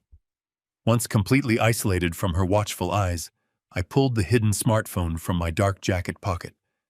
My hands moved with urgent, calculating precision as I rapidly connected to the highly encrypted virtual private network that Gary had carefully set up for me. I quickly uploaded the high-resolution images of the forged banking statements, the entirely unauthorized commercial real estate transfers, and the incredibly complex offshore incorporation documents. I sent the encrypted package directly to Sarah and Gary, ensuring the physical proof of Natalie's financial crimes was safely stored on a secure server located far beyond the stone walls of this mansion. I deleted the local files and destroyed the digital breadcrumbs. Now all I could do was wait. I sat in the dark, staring at the ceiling, replaying the terrifying moment in the office. I had narrowly escaped a catastrophic confrontation. If my performance had faltered for even a fraction of a second, my son and I would be entirely at her mercy. The absolute silence of the room was finally broken by a sharp, vibrating buzz from the secure phone resting on my mattress. I immediately answered. It was Sarah. Her voice was uncharacteristically tight, stripped of its usual calm confidence. "Richard," she began, her tone carrying a heavy, ominous weight. "I received the digital files you transmitted. Gary is currently running the routing numbers through our forensic accounting software to trace the offshore shell companies, but that is not why I am calling you on the encrypted line right now. The private investigator just returned with the comprehensive background dossier on Natalie. You need to sit down and listen to me very carefully, because the situation is far worse than a simple, greedy daughter-in-law trying to accelerate her inheritance." I braced myself, gripping the edge of the mattress. I told her I was listening. Sarah took a deep breath over the secure connection. She explained that the private investigator had dug extensively into Natalie, past bypassing the polished public records social media profiles and meticulously cultivated socialite image. The investigator had utilized highly classified contacts to pull heavily restricted financial histories and sealed court documents. The woman currently living in my house was a complete fabrication. Her entire constructed persona was an elaborate lie designed to infiltrate our family. Sarah started the devastating debriefing by focusing on the business. For the past 3 years, Derek had been incredibly proud of Natalie's flourishing entrepreneurial career. He had proudly provided the massive initial seed money to help her launch what she claimed was a highly exclusive, elite event planning company catering exclusively to wealthy corporate clients and high-net-worth individuals in the greater Austin area. She rented an expensive downtown office suite, hired a professional website designer, and frequently complained about her incredibly demanding clientele. "Richard," Sarah said, her voice dropping to a harsh, cold whisper. The private investigator pulled her corporate tax filings and audited her supposedly robust vendor contracts. Her high-end event planning company has absolutely zero actual clients. It has never hosted a single legitimate corporate event or private gala. There are no caterers, no floral invoices, no venue deposits, and no employee payroll. The entire company is a hollow ghost ship, a sophisticated phantom front specifically designed to silently siphon money directly out of Derek's personal checking and investment accounts. She has been systematically invoicing his private wealth management firm for exorbitant, entirely fictional event services, effectively laundering his clean capital through her fake business and moving it seamlessly into untraceable offshore accounts. The downtown office she claimed to visit every day has been completely empty for 2 years. I felt a sickening wave of revulsion wash over me. My son had unknowingly funded the instrument of his own financial destruction, blindly trusting a ruthless woman who viewed him as nothing more than a profitable mark. But the massive financial fraud was merely the beginning of this endlessly terrifying nightmare. I urgently asked Sarah about the prominent, highly respected Austin law firm, boldly printed on the return address of the heavy conservatorship delivery envelope I had intercepted. I demanded to know about the specific shadowy legal counsel Natalie was aggressively texting from her secret black plastic burner phone. The quiet, distinct rustle of heavy legal paper faintly echoed over the secure, encrypted line as Sarah rapidly flipped through the investigator's highly detailed, comprehensive dossier. The man she has been constantly secretly communicating with is absolutely not a legitimate conservatorship specialist, Sarah revealed, her sharp tone laced with absolute, chilling professional disgust. He does not work for that prominent downtown law firm. He rented a tiny virtual mailbox in their main lobby to intercept official legal correspondence and illegally use their prestigious corporate address to create an intimidating illusion of ultimate legal authority. His real name is Julian Vance. He is a permanently disbarred attorney who was completely stripped of his legal license 7 years ago after being federally investigated for orchestrating massive, highly complex wire fraud schemes across 3 different states. And Richard, he is not just her corrupt, shadowy legal counsel. The private investigator managed to successfully access highly secured hotel surveillance footage and heavily concealed personal travel logs. Julian Vance is her longtime, deeply entrenched romantic lover. They have been secretly involved for nearly a decade, coordinating their movements long before she ever strategically bumped into your son at that charity gala. They target vulnerable wealthy men, separate them from their protective families, and drain them dry. I slowly closed my eyes, desperately trying to absorb the sickening, overwhelming reality.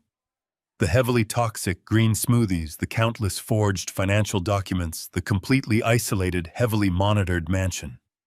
It was all a perfectly choreographed, highly rehearsed, and exceptionally cruel criminal operation seamlessly run by two incredibly ruthless predators. I told Sarah that we urgently needed to freeze the remaining bank accounts and physically extract Derek from the dangerous house before they could legally finalize the fraudulent conservatorship this coming Friday morning.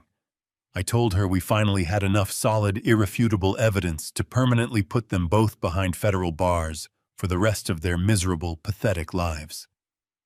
There was a painfully long pause on the other end of the secure line. The dead silence stretched so heavily that I honestly thought the unstable, encrypted connection had unexpectedly dropped. When Sarah finally spoke again, her voice was barely above a shaking whisper, carrying a profound, chilling dread that made my blood run entirely cold. "Richard, you do not understand the full scope of their exit strategy," she said slowly. "Gary just finished cross-referencing the forged signature authorizations you sent over with the offshore account routing numbers Julian established. They know the federal authorities will eventually flag the missing millions. They have carefully structured every single illegal wire transfer, every fraudulent corporate invoice, and every offshore shell company directly under Derek primary executive credentials." She paused, letting the horrifying reality settle in the cold room. "Richard, they are not just taking your money. They are framing Derek." The suffocating silence in the secure conference room felt entirely unbearable. I stared at the encrypted phone resting on the heavy glass table, trying to process the absolute devastation in Sarah Jenkins' voice. Gary was already pulling up the offshore financial records on his laptop, his fingers flying across the plastic keyboard with desperate, frantic speed. We needed to piece together the entire money trail before the corrupt legal machinery completely finalized my total destruction. Gary brought up a complex visual map of the digital transactions on the glowing monitor. He pointed to a series of massive, staggered deposits flowing steadily out of Natalie Fake Event Planning Company. The stolen money was not sitting stagnant in her fraudulent corporate accounts. It was moving, but it was not moving into the offshore shell companies directly under her name or Julian Vance's name. The capital was being systematically routed right back into the country, meticulously laundered, and directly deposited into Derek personal high-yield investment portfolios. I leaned closer to the bright screen, my heart pounding, a heavy, painful rhythm against my ribs. I watched the digital lines connecting the fraudulent phantom business directly to my son's private wealth management accounts. Natalie and Julian were actively running a highly sophisticated multi-million-dollar money laundering syndicate, cleaning dirty capital from Julian. Illegal wire fraud operations through the fake event planning front. And they were using my heavily drugged, chemically lobotomized son as the ultimate unsuspecting clearinghouse. Every single morning while Derek sat at the kitchen island, trapped in a thick synthetic fog, she was sliding those complex investment transfer authorizations across the marble countertop. He had been blindly signing his legal name to hundreds of fraudulent financial documents, completely unaware that he was officially authorizing the illegal movement of massive sums of heavily laundered cash. She was treating him with heavy, dangerous neurotoxins specifically to secure his unthinking, docile compliance. The sheer calculating evil of her daily routine was absolutely breathtaking. She poured him a glass of poison, kissed his pale cheek, and then calmly handed him a pen to sign away his entire life. Sarah continued explaining the terrifying reality over the secure speakerphone. Her tone was sharp, analytical, and completely devoid of any false comfort. She outlined the catastrophic legal trap Natalie had meticulously constructed around my son. If the Internal Revenue Service or the Federal Bureau of Investigation ever launched an audit into the suspicious financial transfers, the entire paper trail would lead directly and exclusively to Derek. Natalie's name was legally insulated from the final destination accounts. Julian Vance was a disbarred ghost operating entirely in the shadows. Derek's legal signature was on every single piece of damning financial evidence. If the federal authorities raided the mansion and seized the hard drives, my son would be completely unable to defend himself. He would sound deeply confused, mentally compromised, and highly unreliable on a witness stand. The federal prosecutors would look at the massive influx of illegal capital in his personal investment accounts and the signed authorizations in his home office. They would charge him as the sole mastermind of a massive, highly illegal financial syndicate. My son would take the sole devastating fall for the entire multi-million-dollar operation. He would face a minimum of 20 years in a federal penitentiary. The room spun slightly as the true, horrifying motive behind this elaborate nightmare finally crystallized in my mind. The money was only one part of the equation. Natalie wanted absolute, unquestioned freedom, and she wanted it without a single trace of legal or social consequence. I sat back in the leather chair, staring blankly at the glass wall of the conference room. I finally understood the dark, brilliant perfection of her exit strategy. With Derek permanently locked away in a federal prison cell, totally discredited and legally destroyed, she would assume the incredibly sympathetic role of the deeply shocked, aggrieved wife. She would publicly weep, claiming she had absolutely no idea her husband was a secret, high-level criminal. Society would pity her. Her wealthy socialite friends would fiercely rally around her. And with me, the only other potential obstacle, securely locked away in a permanent dementia care facility under a legally binding medical conservatorship, there would be absolutely no one left to challenge her. She would be granted total, immediate, and completely uncontested control over the entirety of our combined corporate logistics estate and personal wealth. She would quietly liquidate the massive assets funneling the clean, legitimate millions into untraceable offshore trusts. Once the dust settled and the public eventually forgot about the tragic downfall of our prestigious family, she would simply file for divorce. She would sever all legal ties to her incarcerated husband, pack her expensive designer bags, and quietly disappear across international borders to join Julian Vance. They would live out the rest of their pathetic lives in absolute luxury, entirely funded by my lifetime of hard work and my son's complete destruction. It was a flawless, cold-blooded execution of a modern financial assassination. A powerful, overwhelming surge of protective rage ignited deep within my chest, burning away the remaining shock and fear. The woman sleeping in my house, pretending to be a loving wife and a concerned daughter-in-law, was a venomous predator actively planning to slaughter my family for a massive payout. I would not allow it. I would not let her destroy my boy. I looked at Gary, who was staring at the screen with wide, terrified eyes, and then spoke directly into the secure phone to Sarah. "We are not just defending my money anymore," I said, my voice hardening into cold, unforgiving steel. "We are going to completely dismantle their entire operation, and we are going to bury Natalie and Julian under the weight of their own criminal evidence. I need every single piece of documentation proving the systematic money laundering. We need to build an airtight case for the federal authorities before they can ever finalize this trap." Sarah completely agreed instantly, promising to have her elite investigative team work straight through the night to compile the definitive, undeniable legal counterstrike against their operation. I ended the encrypted call and slowly stood up, feeling a dangerous, incredibly heavy resolve firmly settle into my aging bones. I had to quickly return to the sprawling, isolated mansion. I had to continue flawlessly playing the broken, hopelessly senile old man. I had to watch the ruthless poisoner warmly smile at me over the bright breakfast table, knowing exactly what she was secretly planning to do to both of us. And I had to expertly execute the slow, agonizing detox operations to save Derek's totally shattered mind without ever raising a single solitary trace of suspicion.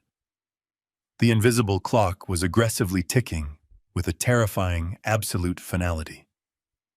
I looked out the large glass window at the rapidly darkening Austin skyline, watching the deep, heavy shadows stretching long across the quiet, wooded business park. The bright sun was rapidly setting on our fragile temporary safety. Tomorrow is Friday. It is the exact day Natalie plans to successfully execute the final medical conservatorship and the ultimate power of attorney documents. Over the course of the incredibly tense next 2 days, I continued my dangerous performance, maintaining the pathetic illusion of a fully broken man while methodically executing the highly classified secret detox operation. Every morning, I flawlessly swapped those toxic green smoothies for the harmless vegetable juice I had hidden in the garage. Every afternoon, I physically intercepted Natalie whenever she attempted to press those heavy synthetic sedatives into my son, shaking hands. I played the incredibly clingy, completely terrified dementia patient to absolute perfection, creating chaotic, noisy distractions that prevented her from administering the chemical lobotomy. By the 5th day, a profound shift occurred. The severe withdrawal symptoms racking Derek's body finally began to subside. The heavy, unnatural sweating stopped. The blinding, crushing migraines slowly faded into a dull, manageable ache. But the most incredible transformation was in his eyes. The vacant stare that haunted me for months was gone. At the breakfast table that Thursday morning, Derek looked around the massive kitchen with a sudden, sharp clarity. He sat up straight, his posture returning to the confident executive he used to be. He looked at Natalie, and a flicker of genuine suspicion crossed his face when she placed the smoothie in front of him. I kicked his shin gently under the table, catching his eye to give him a warning shake of my head. He blinked, confused by my sudden lucidity, but followed my lead and pushed the glass away, claiming his stomach was unsettled. Natalie frowned, but simply retreated to the patio to make another secret phone call. The thick, suffocating chemical fog had finally lifted. My son was finally back. Now I had to completely shatter his heart to save his life. I waited until the dead of night, long after Natalie retreated to the master suite, and the mansion fell into heavy silence. I silently crept down the dark hallway and gently knocked on the door of the guest room where Derek had been sleeping. When he opened the door, he looked exhausted but entirely present. I placed a finger over my lips, signaling for silence, and gestured for him to follow me. I led him down the narrow back staircase and into the basement garage. The air smelled faintly of motor oil. I locked the heavy steel door behind us, ensuring we were isolated. I turned on a dusty radio I had kept since my early days at the loading docks. I dialed the volume up, letting the static-filled jazz broadcast muffle our voices and block any hidden listening devices Natalie might have placed around the property. Derek stood in the center of the dimly lit garage, crossing his arms over his chest. He searched my face for the broken old man he had mourned for months. Instead, he found the sharp, uncompromising father who built a logistics empire. "Dad, what is going on?" he asked, his voice steady. "You have been acting out of your mind for weeks, and now you bring me down here in the middle of the night. What is happening to us?" I did not offer any gentle, comforting words to soften the devastating blow. I walked to the workbench and pulled away the heavy canvas tarp concealing my makeshift evidence board. I laid out the physical proof of our absolute destruction under the harsh light of the single overhead bulb. I placed the certified toxicology reports directly in front of him. I laid out the high-resolution photographs I had taken of the forged corporate bank statements and the complex offshore shell company and corporation documents.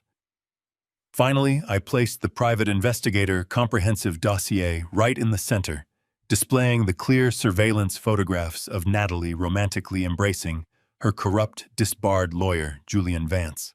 Derek stepped forward, his eyes rapidly scanning the dense, terrifying paperwork. I calmly, methodically explained every single detail of the nightmare we had been living. I walked him through the laboratory results, explaining how the woman he loved had been systematically poisoning his daily smoothies with dangerous, unprescribed levels of heavy sedatives and experimental cognitive disruptors.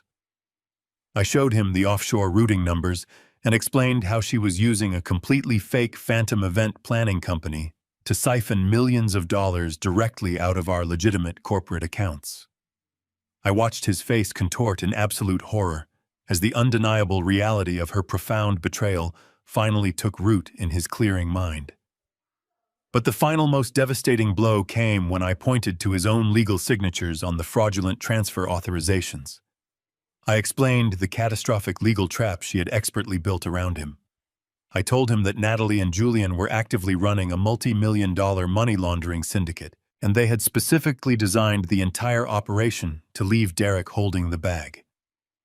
If the federal authorities ever launched a financial audit, he would be charged as the sole mastermind of the criminal enterprise. He would take the sole fall, facing 20 years in a federal penitentiary, while Natalie assumed the role of the innocent, aggrieved wife and disappeared with his fortune. The realization struck him with the devastating force of a physical blow. Derek's legs completely gave out. He collapsed into a rusted metal folding chair in the corner of the garage, burying his face in his trembling hands. A deep, agonizing sob tore through his chest, echoing loudly over the muffled jazz music playing from the old radio. The absolute realization that the woman he loved had been intentionally poisoning him, destroying his mind, and setting him up to take the fall for a massive federal crime completely shattered his spirit. He wept for the marriage that was a lie, for the trust that had been weaponized, and for the terrifying reality of his narrow escape. I let him cry for exactly 2 minutes. I understood the profound, agonizing grief of a shattered heart, but we simply did not have the luxury of time to mourn a fabricated marriage. Tomorrow was Friday. Tomorrow was the exact day Natalie planned to march into that pristine downtown office and successfully execute the final medical conservatorship and the ultimate power of attorney documents. Tomorrow was the day she planned to legally erase my existence and officially spring the federal trap on my son. I walked across the cold concrete floor and firmly grabbed my son by his shaking shoulders.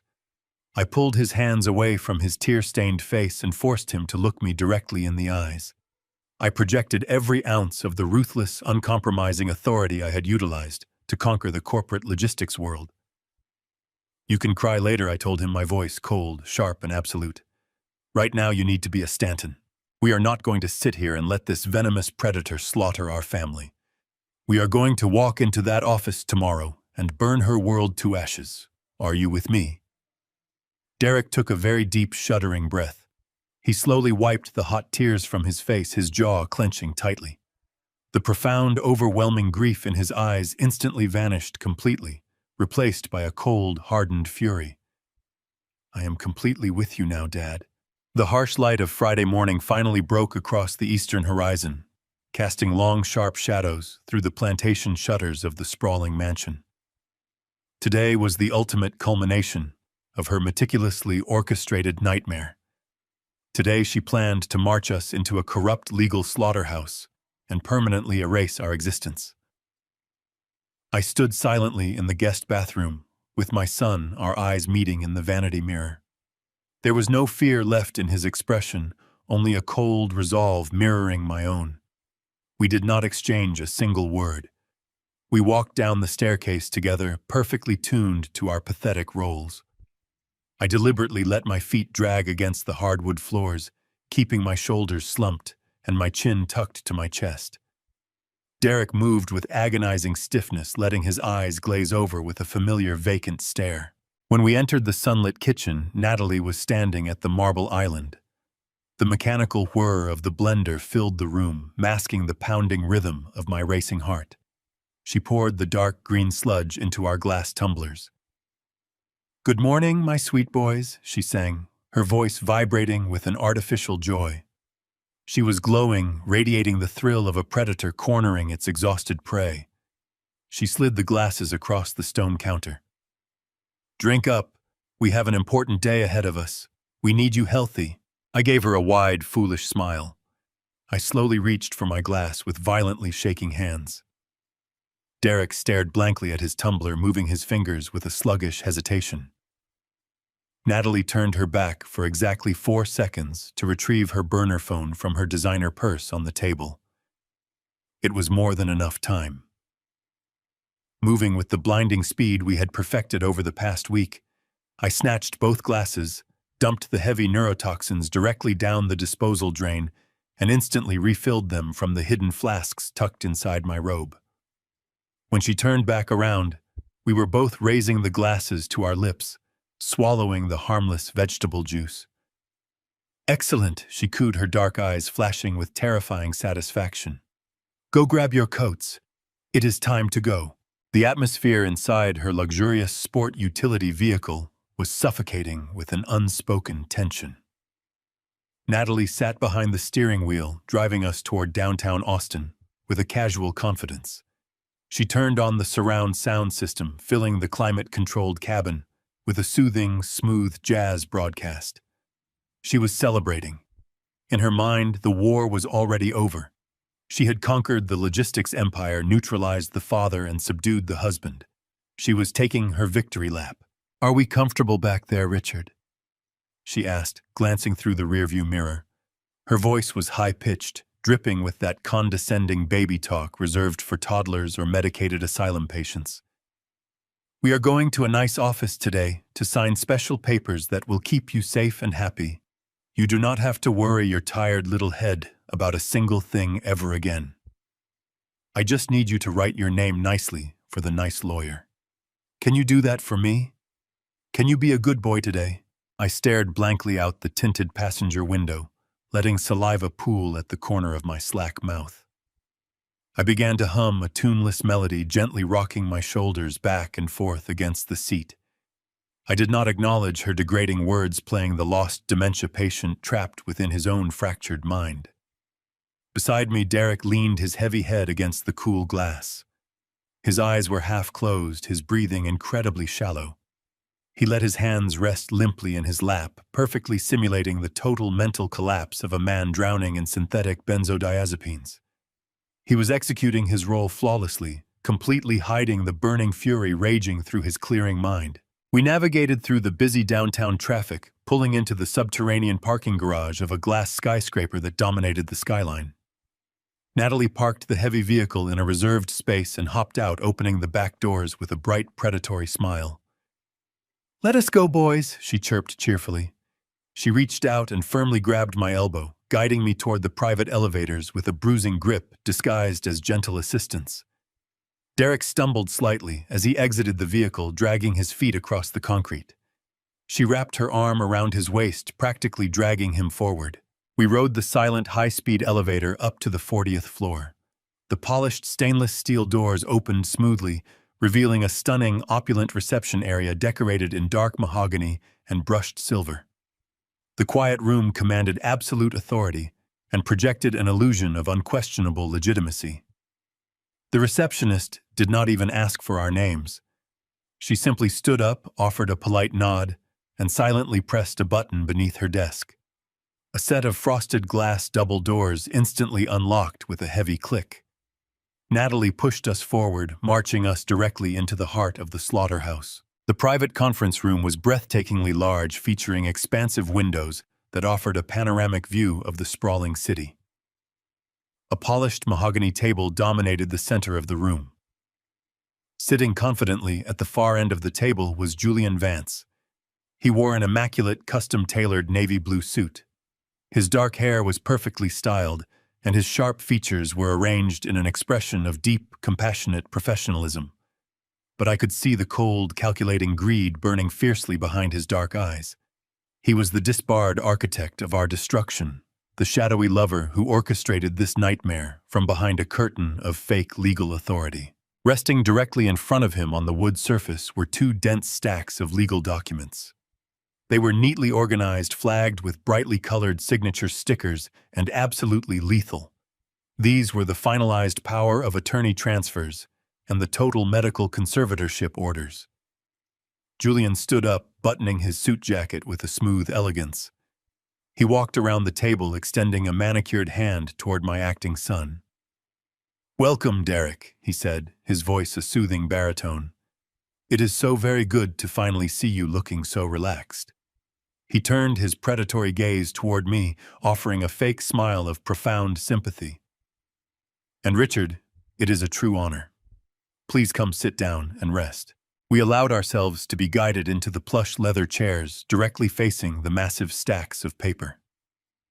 Natalie stood perfectly still right behind Derek, shoulder resting her manicured hands gently on his back, in a sickening display of loving devotion. Julian returned to his seat, picking up an expensive gold fountain pen. He held it loosely between his fingers, surveying us with the absolute confidence of a man who believed he had won everything. He leaned forward slightly, resting his elbows on the smooth mahogany surface. He tapped the gold pen against the thick conservatorship paperwork, the sharp metallic click echoing loudly in the tense room. "Richard Derrick," he began, his voice perfectly smooth and dripping with artificial comfort. "We just need a few very simple signatures right here today to absolutely ensure all your wealth is perfectly protected and properly managed by Natalie. Shall we proceed now?" The heavy mahogany table seemed to stretch for miles, an altar built for the sacrifice of our lives. Julian Vance smiled his predatory, perfectly practiced smile, waiting for the final act of our destruction to be finalized with a few strokes of ink. Natalie moved with the eager, trembling anticipation of a vulture finally descending upon its wounded prey. She reached gracefully into her expensive designer handbag and pulled out a heavy polished black Mont Blanc fountain pen. It was a beautiful, terribly expensive writing instrument, precisely the kind of status symbol she felt she inherently deserved to wield. She uncapped it with a soft metallic click that echoed sharply against the thick glass windows of the high-rise conference room. She leaned over my shoulder, her expensive floral perfume washing over me in a sickening, suffocating wave. She gently pressed the cool gold-plated barrel of the pen directly into my shaking right hand. "Just sign right on those brightly colored sticky tab pops," she cooed, her voice dripping with that unbearable artificial sweetness. "It will only take a second, and then we can go get some ice cream to celebrate." I held the heavy Mont Blanc pen between my trembling fingers. I stared down at the thick stack of legal documents resting on the polished wood surface. The bold black lettering demanded my total surrender. It demanded my wealth, my autonomy, my dignity, and my physical freedom. The room fell into a heavy, expectant silence. Julian watched me with a look of mild, patronizing boredom, completely convinced that the senile old fool was simply struggling to remember how to spell his own name. Natalie kept her manicured hand resting lightly on the back of my leather chair, a subtle physical reminder of her absolute control over my reality. The silence stretched, expanding, until it felt thick enough to physically grasp. I listened to the steady, rhythmic hum of the central air conditioning system overhead. I felt the smooth, cold resin of the pen warming against my skin. And then in one smooth, deliberate motion, I let the grand performance come to a complete and total end. The violent, practiced tremor in my right hand instantly vanished. My fingers gripped the black barrel of the pen with absolute unwavering steadiness. I slowly rolled my shoulders backward, feeling the joints pop and settle as I intentionally shed the hunched, defeated posture of a broken dementia patient. I straightened my spine, sitting up to my full imposing height in the plush leather chair. I took a deep, steadying breath, allowing the sharp, clear focus of a man who had ruthlessly conquered the global logistics industry to flood back into my veins. I slowly turned my head and looked directly up at Natalie. I did not offer her the blank, glazed stare of a confused victim. I leveled my gaze at her, my eyes narrowing into a cold, hardened glare of pure, unforgiving steel. I looked at her with the sharp, ruthless eyes of a corporate titan who had just caught a thief with her hands buried deep inside the company vault. The confident, victorious smile plastered across Natalie's face instantly froze. The artificial warmth entirely drained from her dark eyes, rapidly replaced by a sudden, profound confusion. She blinked rapidly, her mind violently struggling to process the impossible physical transformation happening right in front of her. The drooling, pathetic old man she had been actively mocking in the car ride over had completely evaporated, replaced by a formidable adversary she had severely underestimated. Julian sensed the sudden, drastic shift in the room atmosphere. He sat forward in his chair, his patronizing expression instantly hardening into a mask of cautious concern. He opened his mouth to speak, likely to offer some smooth, manipulative legal reassurance, but I did not give him the opportunity to utter a single syllable. I raised my right hand, holding the expensive Mont Blanc pen high above the mahogany table. I looked Natalie dead in the eyes, ensuring she felt the absolute crushing weight of my unadulterated contempt. I slowly opened my fingers. The heavy metal pen plummeted downward, striking the solid wooden table with a sharp, violent crack that echoed like a gunshot in the silent room. The expensive black ink splattered across the pristine white pages of the medical conservatorship order, permanently ruining the fraudulent documents. "I do not think I will be signing that today, Natalie," I said, my voice resonating with a deep, booming authority that commanded the entire room. "I do not think I will be signing anything for you ever again." Natalie physically recoiled, stumbling backward a full step as if I had suddenly struck her across the face. She bumped into the edge of the conference table, her mouth opening and closing in absolute stunned silence. Julian instantly shot out of his chair, his face turning a dark, dangerous shade of crimson. "Now listen here," Julian snapped, completely dropping his compassionate facade. "You are highly confused, and you are legally required to finalize these protective measures for your own personal safety." He reached aggressively across the table, attempting to gather the ruined paperwork, but the surprises were far from over. Before Julian could even touch the stack of documents, the heavy leather chair next to me abruptly scraped backward against the floor. Derek, who had been sitting with his head slumped against his chest in a perfect simulation of a chemical stupor, suddenly sat up perfectly straight. The sluggish, lethargic demeanor completely vanished from his posture. He squared his broad shoulders, his jaw clenched so tightly the muscles visibly rippled beneath his skin. The thick, toxic fog had been entirely banished from his system, and the man sitting next to me was fully awake, incredibly focused, and burning with a righteous, devastating fury. He looked directly at his wife, his eyes completely devoid of the love and trust he had freely given her for years. Those eyes were now cold, hollow, and filled with a terrifying, absolute clarity. "Neither will I, you parasitic fraud," Derek stated, his voice a low, dangerous growl that vibrated with raw, unfiltered anger. "I know exactly what you have been putting in my morning drinks.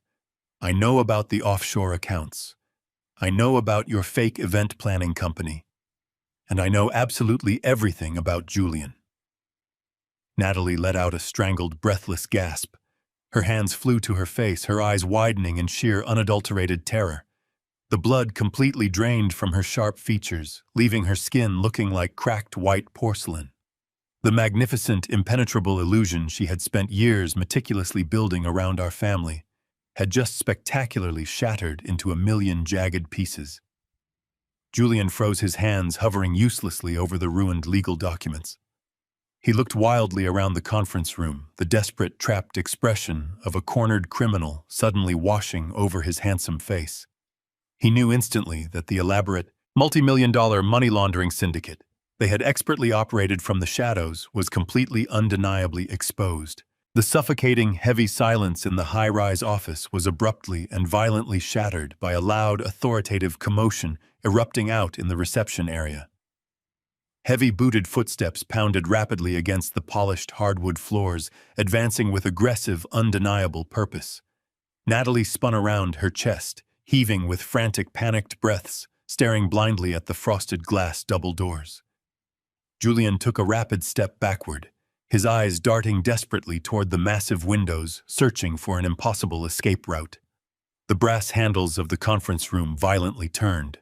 The heavy double doors swung open with a massive, deafening crash, hitting the interior walls with a force that rattled the expensive paintings. It was not the polite, quiet receptionist bringing us a fresh pitcher of iced water. It was Sarah Jenkins. She strode confidently into the center of the room, her sharp business suit perfectly pressed, her expression radiating a cold, triumphant, and absolutely merciless legal authority.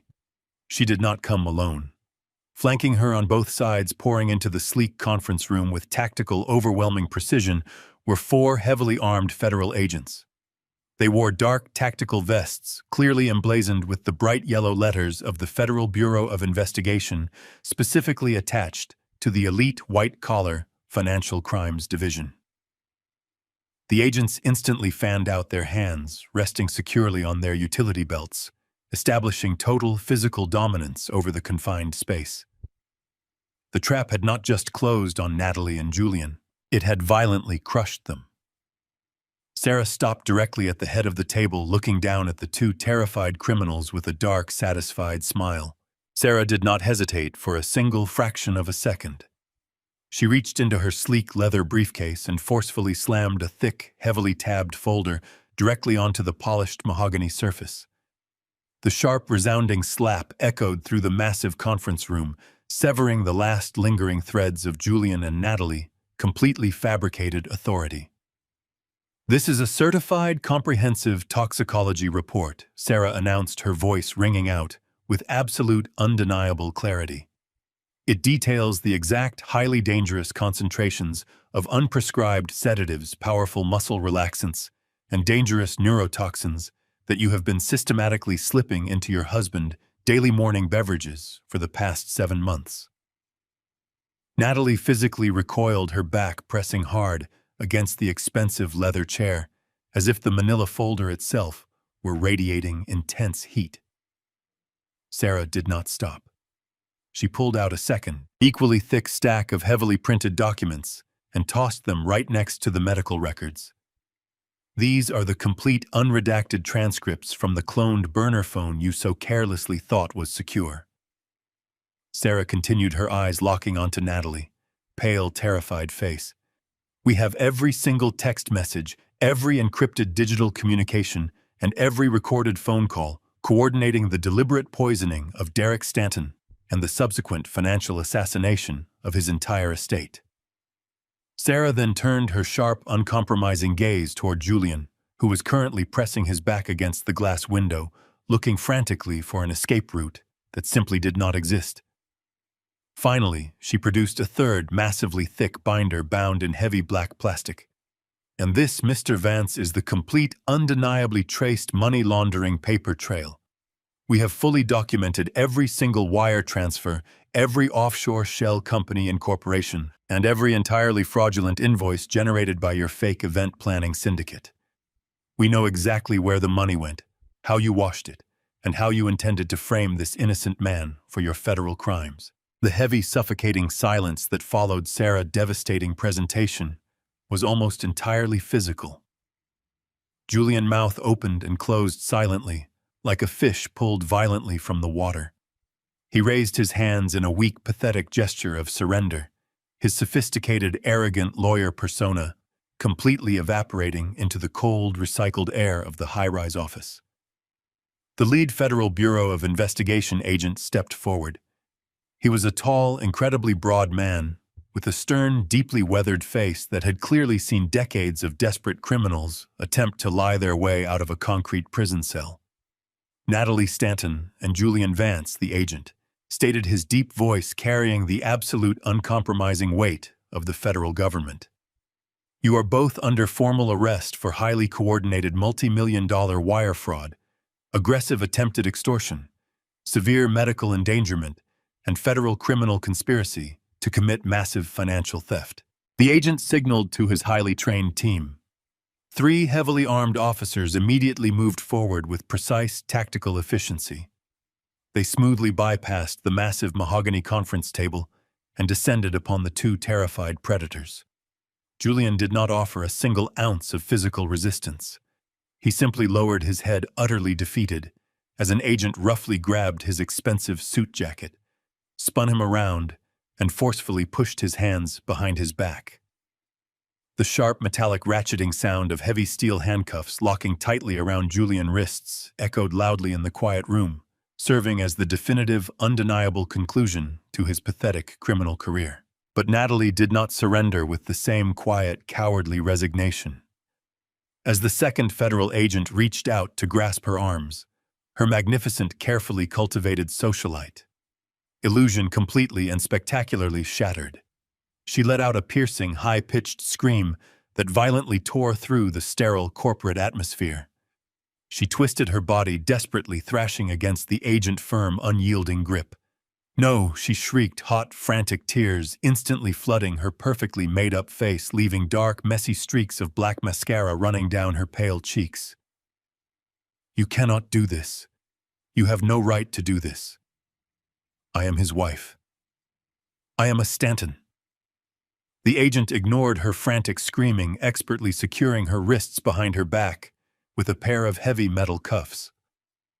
Realizing that the federal authorities were entirely immune to her toxic manipulation, Natalie completely shifted her desperate tactics.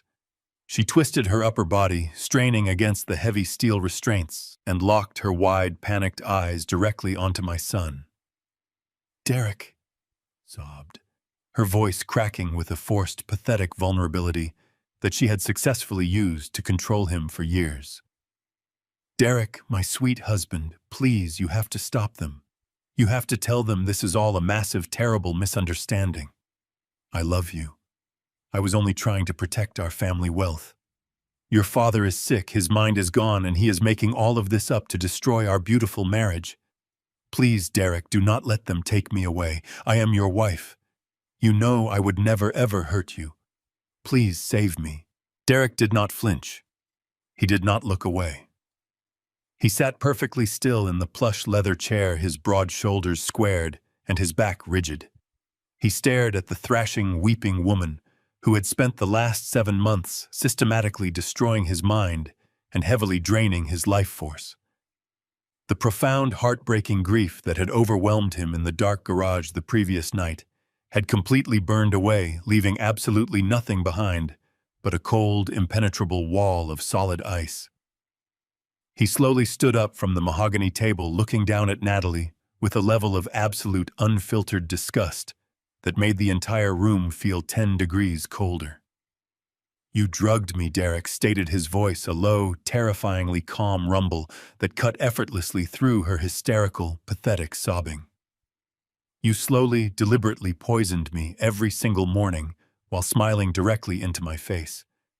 You tried to permanently cage my father in a locked medical ward. You actively planned to let me rot in a federal penitentiary for the rest of my natural life, just so you could steal my money and run away with a disbarred fraud." Derek took a slow, deliberate step closer to her, ensuring she could clearly see the total, irreversible death of his love. "You are absolutely nothing to me anymore," he whispered, his tone carrying the heavy, definitive weight of a closing tomb. "You are completely, permanently dead to me." Natalie collapsed to her knee, wailing loudly as the federal agents hauled her upward toward the door. I did not yell at her. I did not offer a single gloating remark. I calmly stood up smoothly, buttoned the front of my tailored suit jacket, and meticulously adjusted my silver cufflinks. I silently looked down at Natalie, watching the heavy metal handcuffs tightly bind the deceitful hands that had poured toxic poison into my home. The chaotic, deafening noise of her desperate, pathetic screaming slowly faded into the absolute background. "You underestimated the entirely wrong old man," I said quietly, my voice perfectly steady and cold. I finally turned my back on her complete and utter ruin. Derek and I walked out of the thick glass doors together, stepping bravely forward into the bright, incredibly promising sunlight of our newly reclaimed lives. Exactly 3 months have passed since that incredibly fateful morning in Julian Vance's downtown office. The heavy dust has finally settled, leaving behind a profound, enduring clarity. Natalie and Julian are currently sitting in separate, highly secured federal holding facilities, anxiously awaiting their upcoming criminal trials. The federal judges denied both of their requests for bail, citing the overwhelming severity of the extensive wire fraud and the undeniable flight risk associated with their massive network of hidden offshore accounts.